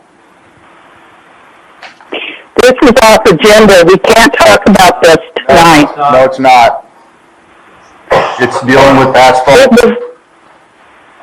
No, you were dealing with specifically what you've got on your cars. Yeah, the CARP is downtown striping is not part of that. That need to be, I guess, paved. But paved are the same as striping goes with paving, so yep. It goes hand in hand. No, it's off the agenda. Mayor? Call the state. Okay. I'll tell you. Call the state. You got direction though, right? Okay. So Okay. there's a motion. There's a motion. Yep. So if we're all in agreement, we're gonna do roll, motion. Are we good? Everybody, audience, good? Okay. All in favor of the motion, say aye. Aye. All opposed, say nay. Motion carries. Who seconded that, please? I did. Ms. Lance. Alright. 9H, discuss some possible action to have a voting machine that was bought, installed on the dais, and/or have roll call every time there is a vote on the motion. Mr. Behrens. So I was given information because sometimes not everybody knows how everybody votes. It's very hard to understand if you actually voted or not. And then it was told to me that there was a machine bought before that basically on the count of 3 everybody hits a button and everybody votes simultaneously, and it does not give an individual the opportunity to vote a certain way or not a certain way because of another council person. So it's fair, honest, everybody else there gets to see it, and we all press the button at the same time, and they know how it goes. So I was told that machine was bought but has not been installed. If it has been bought, I would like it installed, and if that doesn't happen, then roll call is important every single time, again, to make sure that everybody in the public knows where everybody's voting, and it gives just full transparency. So that's the reason for this. Okay. Mr. Udall? We do have it, is my understanding, and so we can look to see what it would take to get it installed. Okay. Does the council want to take action on that so that we have direction? Yes. 2 things. We do have it because ever since I've been on the council, it should have been installed, but it never was because, again, that big black hole. Secondly, I think we made a vote at some point in the last few years to do a roll call vote on every item because the public wasn't hearing, we weren't getting it all, people were not mentioning it. So it was, I believe, a motion and voted on. So I don't know where you would go. Excuse me? That was only during the time we were having Zoom meetings. No. That was the limit Sorry, of it. no. Sorry. You pay her? No, it was, and in fact, Council chamber. in Brooks made the motion. 330.109 protocol at meetings, number D8 says at the request of any council member, a roll call vote shall be taken. Council members shall not explain their vote during the roll call, but shall respond either yea or nay to the question. The ordinance says if before the vote taken, a council member asks for a roll call, it would be a roll call. But if not, then it can be a roll call or not, up to the mayor. If you want to change it permanently, then you need to change the ordinance. Why did that happen? I don't know. Okay, we voted, it was motioned and seconded and voted, and it won the vote to change that to a roll call vote every time. No, or I would have changed the ordinances. You're mistaken.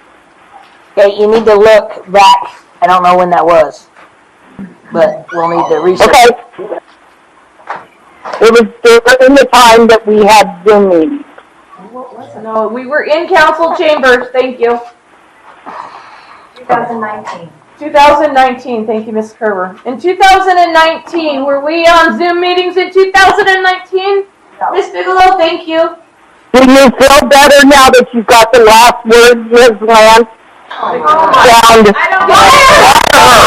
Don't even wait.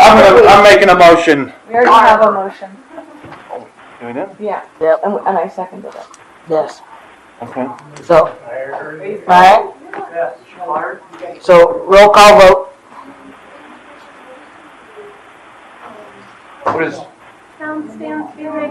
repeat the motion?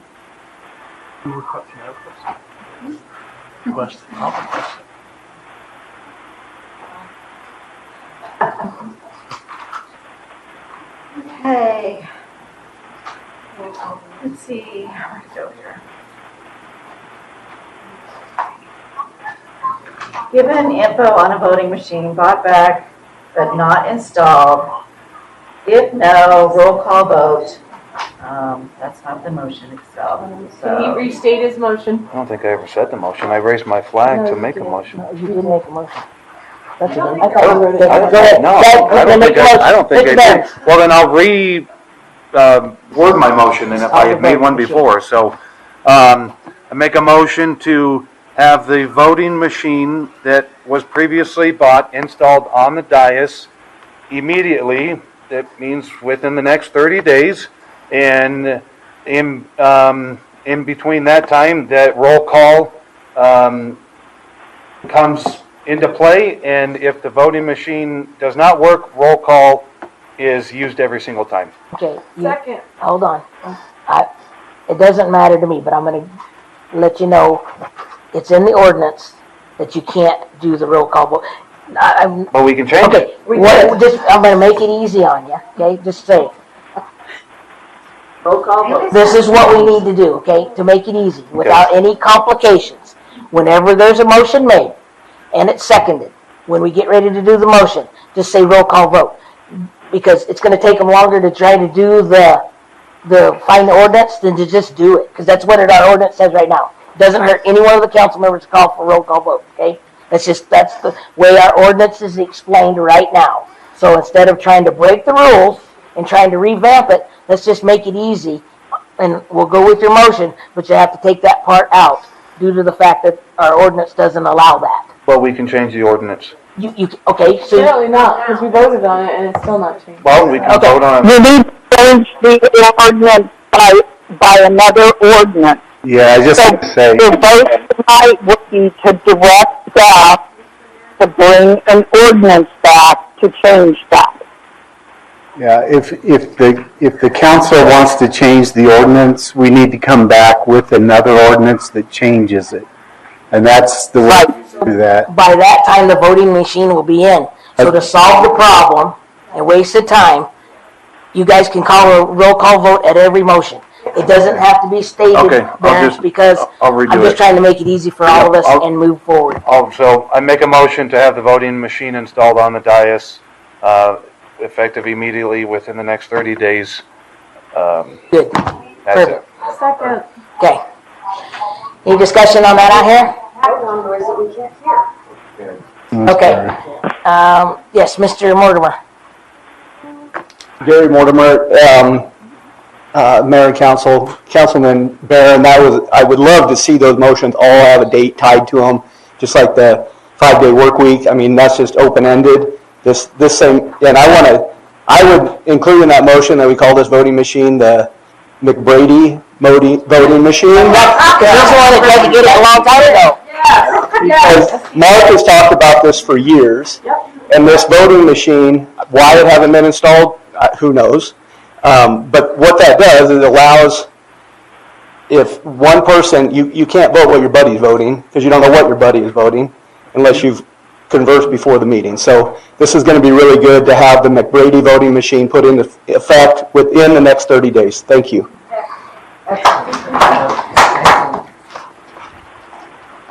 Matthew Fenn, Dewey Humboldt. I like that idea too. I'd like to thank the mayor for putting something on the table and explaining things. It makes sense. That's really good.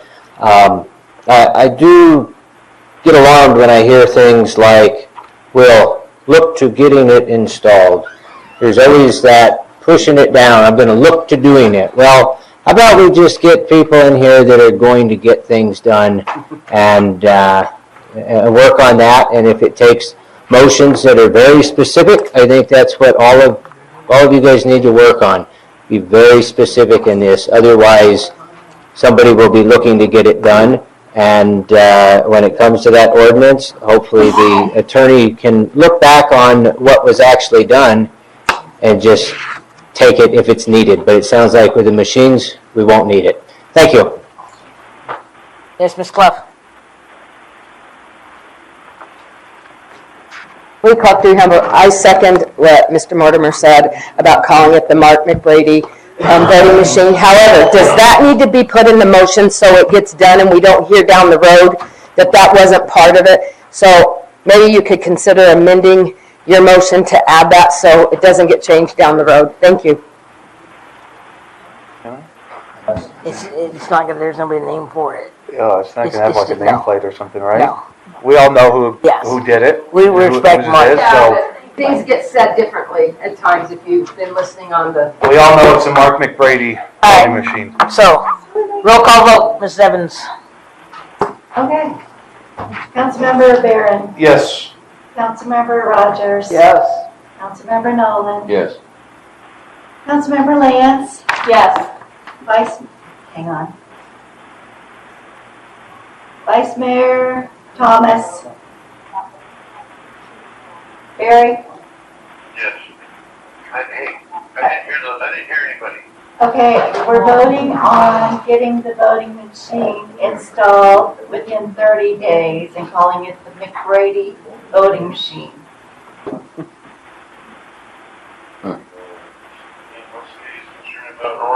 Oh my Nothing. Nothing. Just forget that. That's not in the motion. Install it.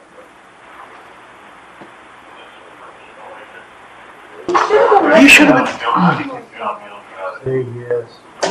How does John feel about it? John, how are you gonna vote?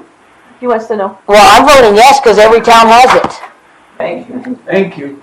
If he's not going to listen, why are we repeating Okay. everything? Barry. Yes or no, Barry?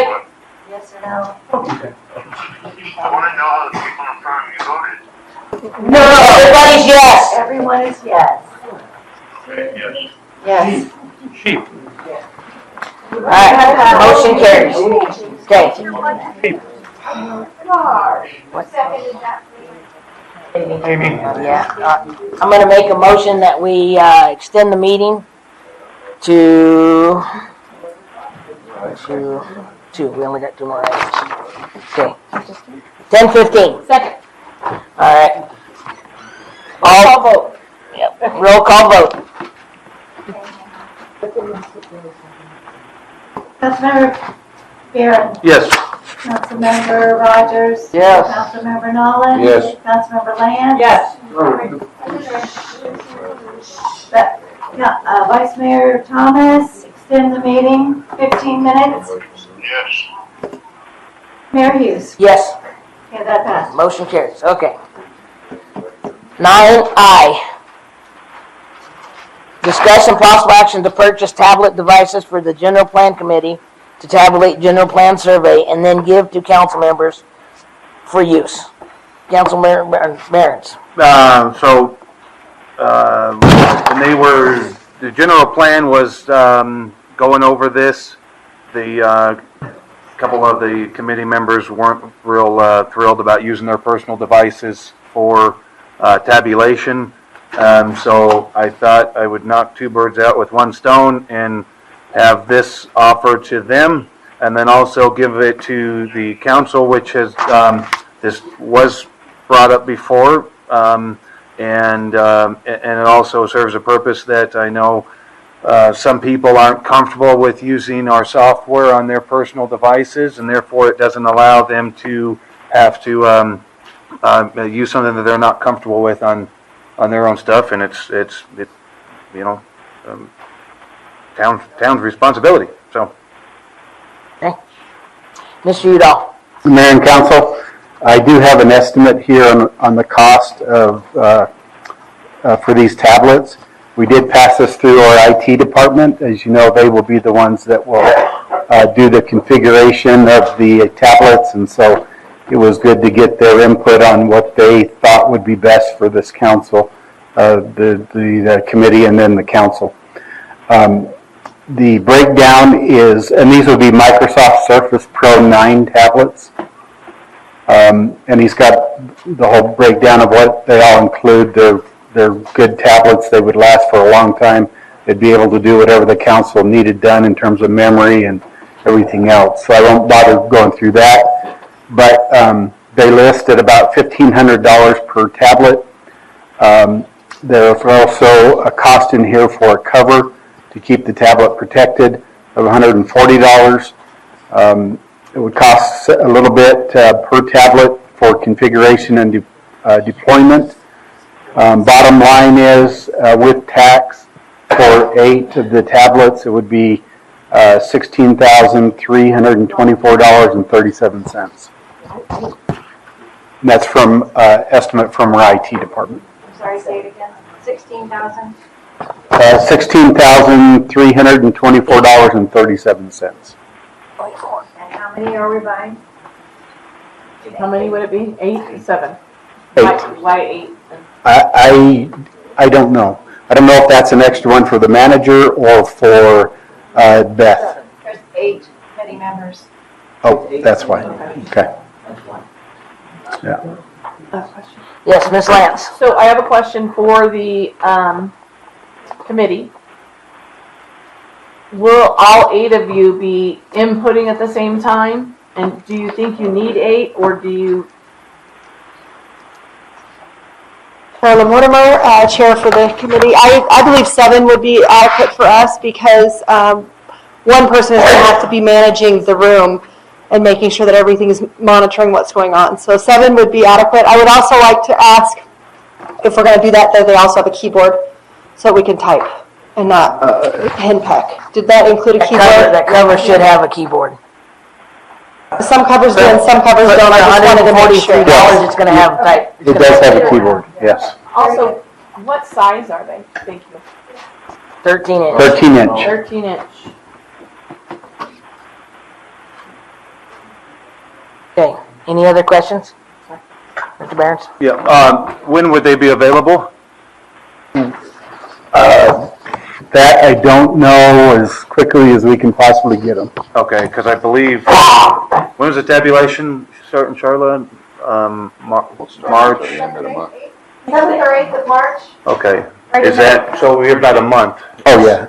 Okay, all right. It just has to go to IT and let them do their programming. Okay. That's in the budget. I was gonna make the motion, I didn't Well, really. hang on.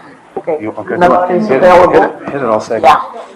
I didn't think it was that much, holy shit. Before we make the motion, Yes. we'll give it to the public. Yes, I just want to make sure everybody's good up here. That's all I'm Okay. doing. You good? You have any questions? Okay. All right. I'm gonna open up. Matt, come on up. 7. 7. 7. Is the answer to that. Mr. Nolan, you brought this up a long time ago. I mentioned it to you the other day to try to get this on. You weren't the one that did it. Vote for it, okay? Thank you. Why wouldn't I? I don't know. Okay, that's enough. All right. Anybody else? Okay. Seeing none. Roll call vote. Miss Evans. Oh, Wait, you got a motion. sorry. I know. I I'll jumped make the gun on a you. motion to purchase 7 tablets for the General Plan Steering Committee to be reused for council members afterward for the amount of It won't be that amount now. no more than $16,500. I'll second it. Okay. Roll call vote. Miss Evans. Within the 30 days. Sorry, I need to amend my motion. Or within 15 days. It has to go to the committee as soon as this stuff's done, and Yes. probably don't want to put 30 days. Yeah. He's already said that it'll be done. As quick as we can get them. Yep. And then, I also have another question. IT will get it all set up for them, and then when that's done, cleared and set up for. Okay, thank you. Okay. Roll call. Miss Evans. Councilmember Barron. Yes. Councilmember Rogers. Yes. Councilmember Nolan. Yes. Councilmember Lance. Yes. Vice Mayor Thomas, do you agree? Everyone has a yes so far. He doesn't get to know that. She's muting the phone, so he can't hear everything. He's watching. Like the rest of us. Barry? We have 4 yeses for purchasing 7 tablets. Do you want to do it or not? Yes or no? Yes, okay. And Mayor Hughes? Yes. Okay, so that passed. Don't worry about it. We voted what?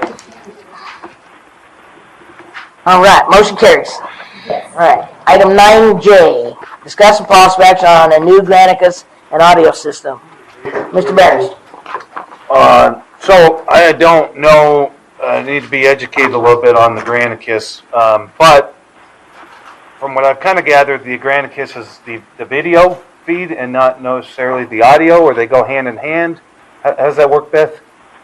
So Granicus is what we use to live stream the meetings. Okay. I believe that when you're watching it, it depends on your internet service that you have. So whether your service is good or not is depending on how well you're going to receive the video when you're at home or watching it on your phone or wherever you're at. It's not Granicus, it's the problem. It's the internet. Okay, so what is the audio then? Because it is absolutely horrible. I mean, even in the back of the room, you can't hardly hear it. You know, we got a full table up there and we're sharing speakers. We got to pull a microphone out that's, garbage. And then when you're at home, it's even worse. I mean, you're sitting there, trying to replay the meeting, and you can't even hardly hear the audio coming out. No matter how loud you turn that volume, it's just absolutely horrible. So, I'd like to see some individual speakers, or I know somebody brought up before, a little clip-on speaker that you wear in your shirt, or something. But this 2-bar speaker, or this 1-bar speaker for 2 people, it's horrible. It needs to, just needs to be much better. So for that, we do have somebody that installed these speakers, so we would have to contact them and have them Give us our money back? How many more speakers, how much it would cost for more speakers? Not this kind. Microphone. Okay. More microphones. So we do have the handheld, and we do have one that you can wear. So those are the other choices. I think maybe a better way to say it is to have that company come out and do an assessment of this area and the needs that we have, and give us a proposal on a speaker system that will actually work. whatever that is. I don't even know what it would be. Well, it's the table too, and then, I mean, say on the phone, it's. Might be a whole revamp of everything. No. But I think that's what I would like to see, is what that estimate would cost, and that we can bring back to the council for your consideration. Okay. Ms. Lance? Okay, so have we not contacted to find out, because we already are missing 1 or 2 mics up here. So have we contacted anybody yet? Because it's been out for a while, and what does it cost to replace that 1 mic? Chelsea talked to them. I'm not quite sure what it was. I didn't see that, but she did talk to them. She thought it was very high. So if you want me to contact them, I can contact them, have them come in again and reevaluate how many speakers we really need. Because being someone who has had to watch the meetings online, it's not my computer because I have really good internet. And I haven't, you know, it's not that. So I don't know whether it's the mic getting to the speakers, the speakers getting to the granite. I don't know what it is, but we definitely need to do something. Okay. Thank you. I don't know if you or Terry were up for it. Ms. Rogers? So did I understand that we already have individual microphones for people? And is that the same problem as we bought the voting machine and never installed it, or? No, we have one, like, lapel. That's what they call it. It's down here, I could show it to you, but we have one, you just, flip it on. Okay. And you can walk around the room and talk. And the other choice is the handheld microphone. And then the speakers that we have, that's all that system has right now. Okay. Thank you. Mr. Nolan? Yeah, the reason we went to these speakers is because we did have the microphones that were individual to the persons. And what happened was everybody played with the dang microphones and they broke them. So consequently, they went to this type of system so that nobody can mess with the dang microphones while they're talking. That's the reason we went to this type of system. And if we need more of these, that's fine. I don't know. Okay. I think it's low tier, honestly. All right, so I took the name off of the county's microphones. It has a mic here and speakers at the same, so everybody can hear it. The podium has exactly the same thing. So I took that name and the model number and all that, and I'm going to give it to Mr. Udall so that they can try to incorporate that, because the county is as crystal clear as it is. I mean, and they're handy, they're built, they're stout. So just, I'll pass that along. That's one of those things. The rest of them, they're all individually incorporated into the diocese and has one network. I don't think that's as practical for us as these ones that are portable, but they're speakers with the microphone with the 12-inch wand on it, and it seems to be working really well. So I'll get that information to them. All right, council, I'm going to open it up to the public. And Mr. Finn, you had your hand up. Come on up. Matthew Finn, Dewey Humboldt. Yeah, you're absolutely right, Mr. Mayor. It's a hardware issue. It's not an internet issue or anything like that. Some of you are aware I've been playing with the videos online. I'm able to download them, change the coding in them, put them in software, and I've been playing with just bumping the games. It's absolutely in the hardware. And it may be as simple as a little bit of an upgrade and simply tuning the system where you don't have backfeed. It's a very small room, but it is doable, and just be aware that I'm putting those out there because people can't even hear them. So I'm taking my time to rework these videos so everybody can hear it. Thank you. Thank you. All right, Mr. Nod. Bobby Nod, Dewey. Question. Now, is the phone-in service part of Granicus too? Is this kind of lumped together? Because I'd like to know why you have the attorney on one line and we don't have the capability to have a second line. It's got to be on someone's personal device. Well, that is because of the technology here, and it needs to be changed. Okay. But with the new system, you can do the hub, and you should be able to pick up like 10 or 15 people on that phone. Is that part of this system we're talking about? It'll work with Granicus, but Okay. it'll be a hub. Okay, With that's the what I'm speaker asking system, because because that's where the feed is. You only have one line that's hooked into this system. I understand. So when they do the upgrade to the speaker system, they can do the hub, and you'll have. That's all I'd like to see. Yeah, you might as well throw the whole ball of wax together. Yeah. Thank you, Mayor. Thank you. Ms. Clark, come on up. Lee Clark, Dewey Humboldt. I just want to make sure, even when you get the new system, you have to remember, when you're sitting back in your chair, you're another 2 feet away from the microphone. So right now, you guys keep moving back further and further. It just makes the voices even harder. So it's important for everybody to keep moving up closer to their microphone, or pick the microphone up and move it closer to you. Thank you.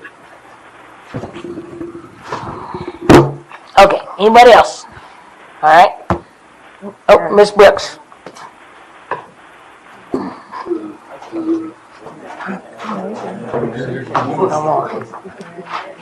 Only got 5 minutes.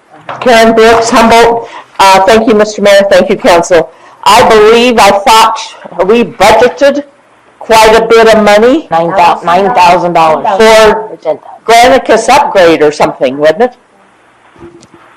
I thought it's in this year's budget also, or, Probably still is. yeah, I thought we were carrying it forward or something. And that it was recognized that we were having problems with Granicus and we were supposed to do something to make it new, better, best. And so it's not like we have to budget new money or transfer. I think it's in there. Thank you very much.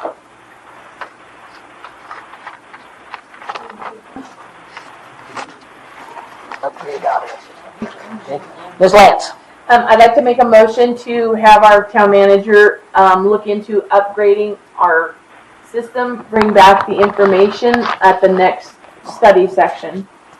That way we have the information and then, well, even to the next meeting, because that way we can vote on it.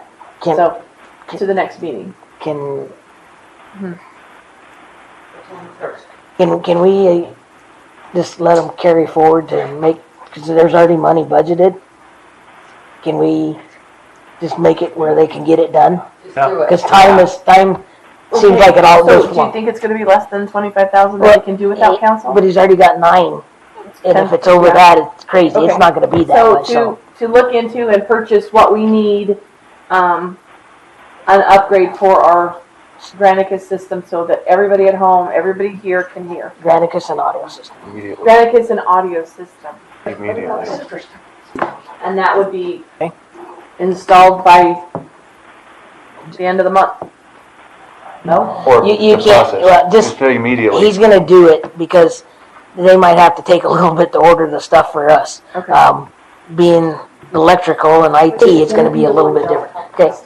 What? Well, is it one you talked about from the county? I don't know. I'm gonna give them that information and hopefully they'll proceed with that. Don't know what the price of that stuff is, but they seem to work really well. So, but I'll get that information to them tomorrow and we will rock and roll from there. All right, is there a second? I'll second it. Okay, Sure, motion made by done. Ms. Lance, seconded by Mr. Barons. I have a question. Beth, did you get that motion or do you want me to try and repeat Just it? narrow it down. If you want to just recap it, I mean, basically you want to. The motion is to have the town manager bring in new audio Granicus equipment for the town hall. Okay, confirm? Yep, sounds good. All Second right, it. any other discussion? Okay, roll call vote. Councilmember Barron. Yes. Councilmember Rogers. Yes. Councilmember Nolan. Yes. Councilmember Lance. Yes. Vice Mayor Thomas, do you agree to upgrade the audio? He's only on his phone. Yeah, I heard it. Do you agree? Yeah, with the full system, not just some cheesy half-ass thing, right? That's the one that John is recommending from the county. Okay. And Have Mayor another Hughes. beer. Mayor Hughes? Yes, for sure. All right, motion carries. Okay, item 10 I was informed that there's no information for us to carry on with that, and that we would want to move that to a special session on Tuesday the 14th after our regular study session, because it is a special meeting for our town managers. Where we're doing a special meeting after a study session. So we're missing background information on one of the candidates. Right. Yeah. But I was, and Kay can correct me if I'm wrong. I was told at some point way back when by council that we cannot have a special session on the same night as a study session. That's correct. Okay. By ordinance. We could do it on. Can we do a Monday? Monday the 13th? Yep, Monday the 13th. Do we think we'll have it back by then? We're gonna do. Both Beth and I believe we'll have it back by then. So I would like to make a motion to have a special session on Monday the 13th of February. To discuss Item 10A. Consider terms and conditions contract. Yeah. To determine terms and conditions of the contract for a salary chosen for the finalist for town manager. You want to say their names? Do we have to? At 6:30.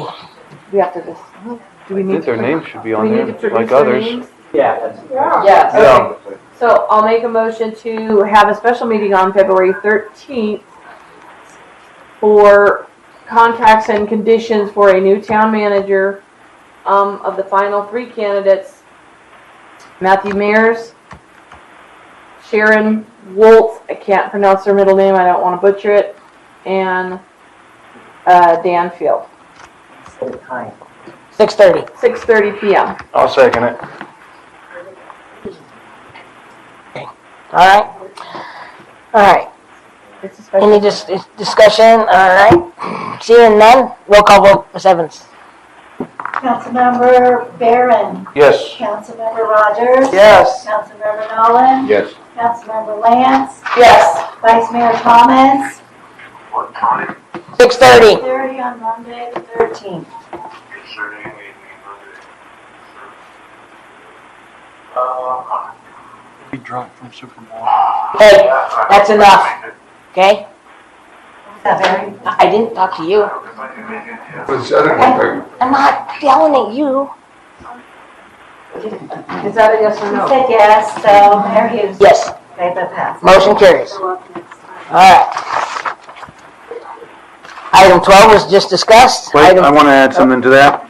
I'd like to make a motion to discuss the process that's going to take place to fill Mark McBrady's seat on Monday, the 13th. Not on the agenda. Sorry. The special session. You can add to it. You can make a special session. Okay, so item 12. We'll go to item 12. Yeah, that's where I thought you were at. We were actually on 11, but Oh, I thought you went to 12. I'm there now. So go Okay. ahead. So that's my motion. Okay. I make it to join the meeting with the candidates to discuss how we're going to appoint or fill Mark McBrady's seat. Okay. Motion made by Mr. Barron, seconded by Ms. Rogers. Any discussion? Okay. Roll call vote, Ms. Evans. Councilmember Barron. Yes. Councilmember Rogers. Yes. Councilmember Nolan. Yes. Councilmember Lance. Yes. Vice Mayor Thomas. Vice Mayor Thomas, this is a motion to include on the meeting on the 13th, discussion about how we're going to fill Councilmember McBrady's vacant seat. Gary, What? do you want to include on the meeting on Monday, discussion about how to fill Councilmember McBrady's vacant seat? Okay, and Mayor Hughes? Yes. Okay, so that passed. So did that pass? Did he say yes or no? He said no. 5 to 1. 5 to 1, yeah. right. I know. Item 13 is to adjourn. Thank you all for coming.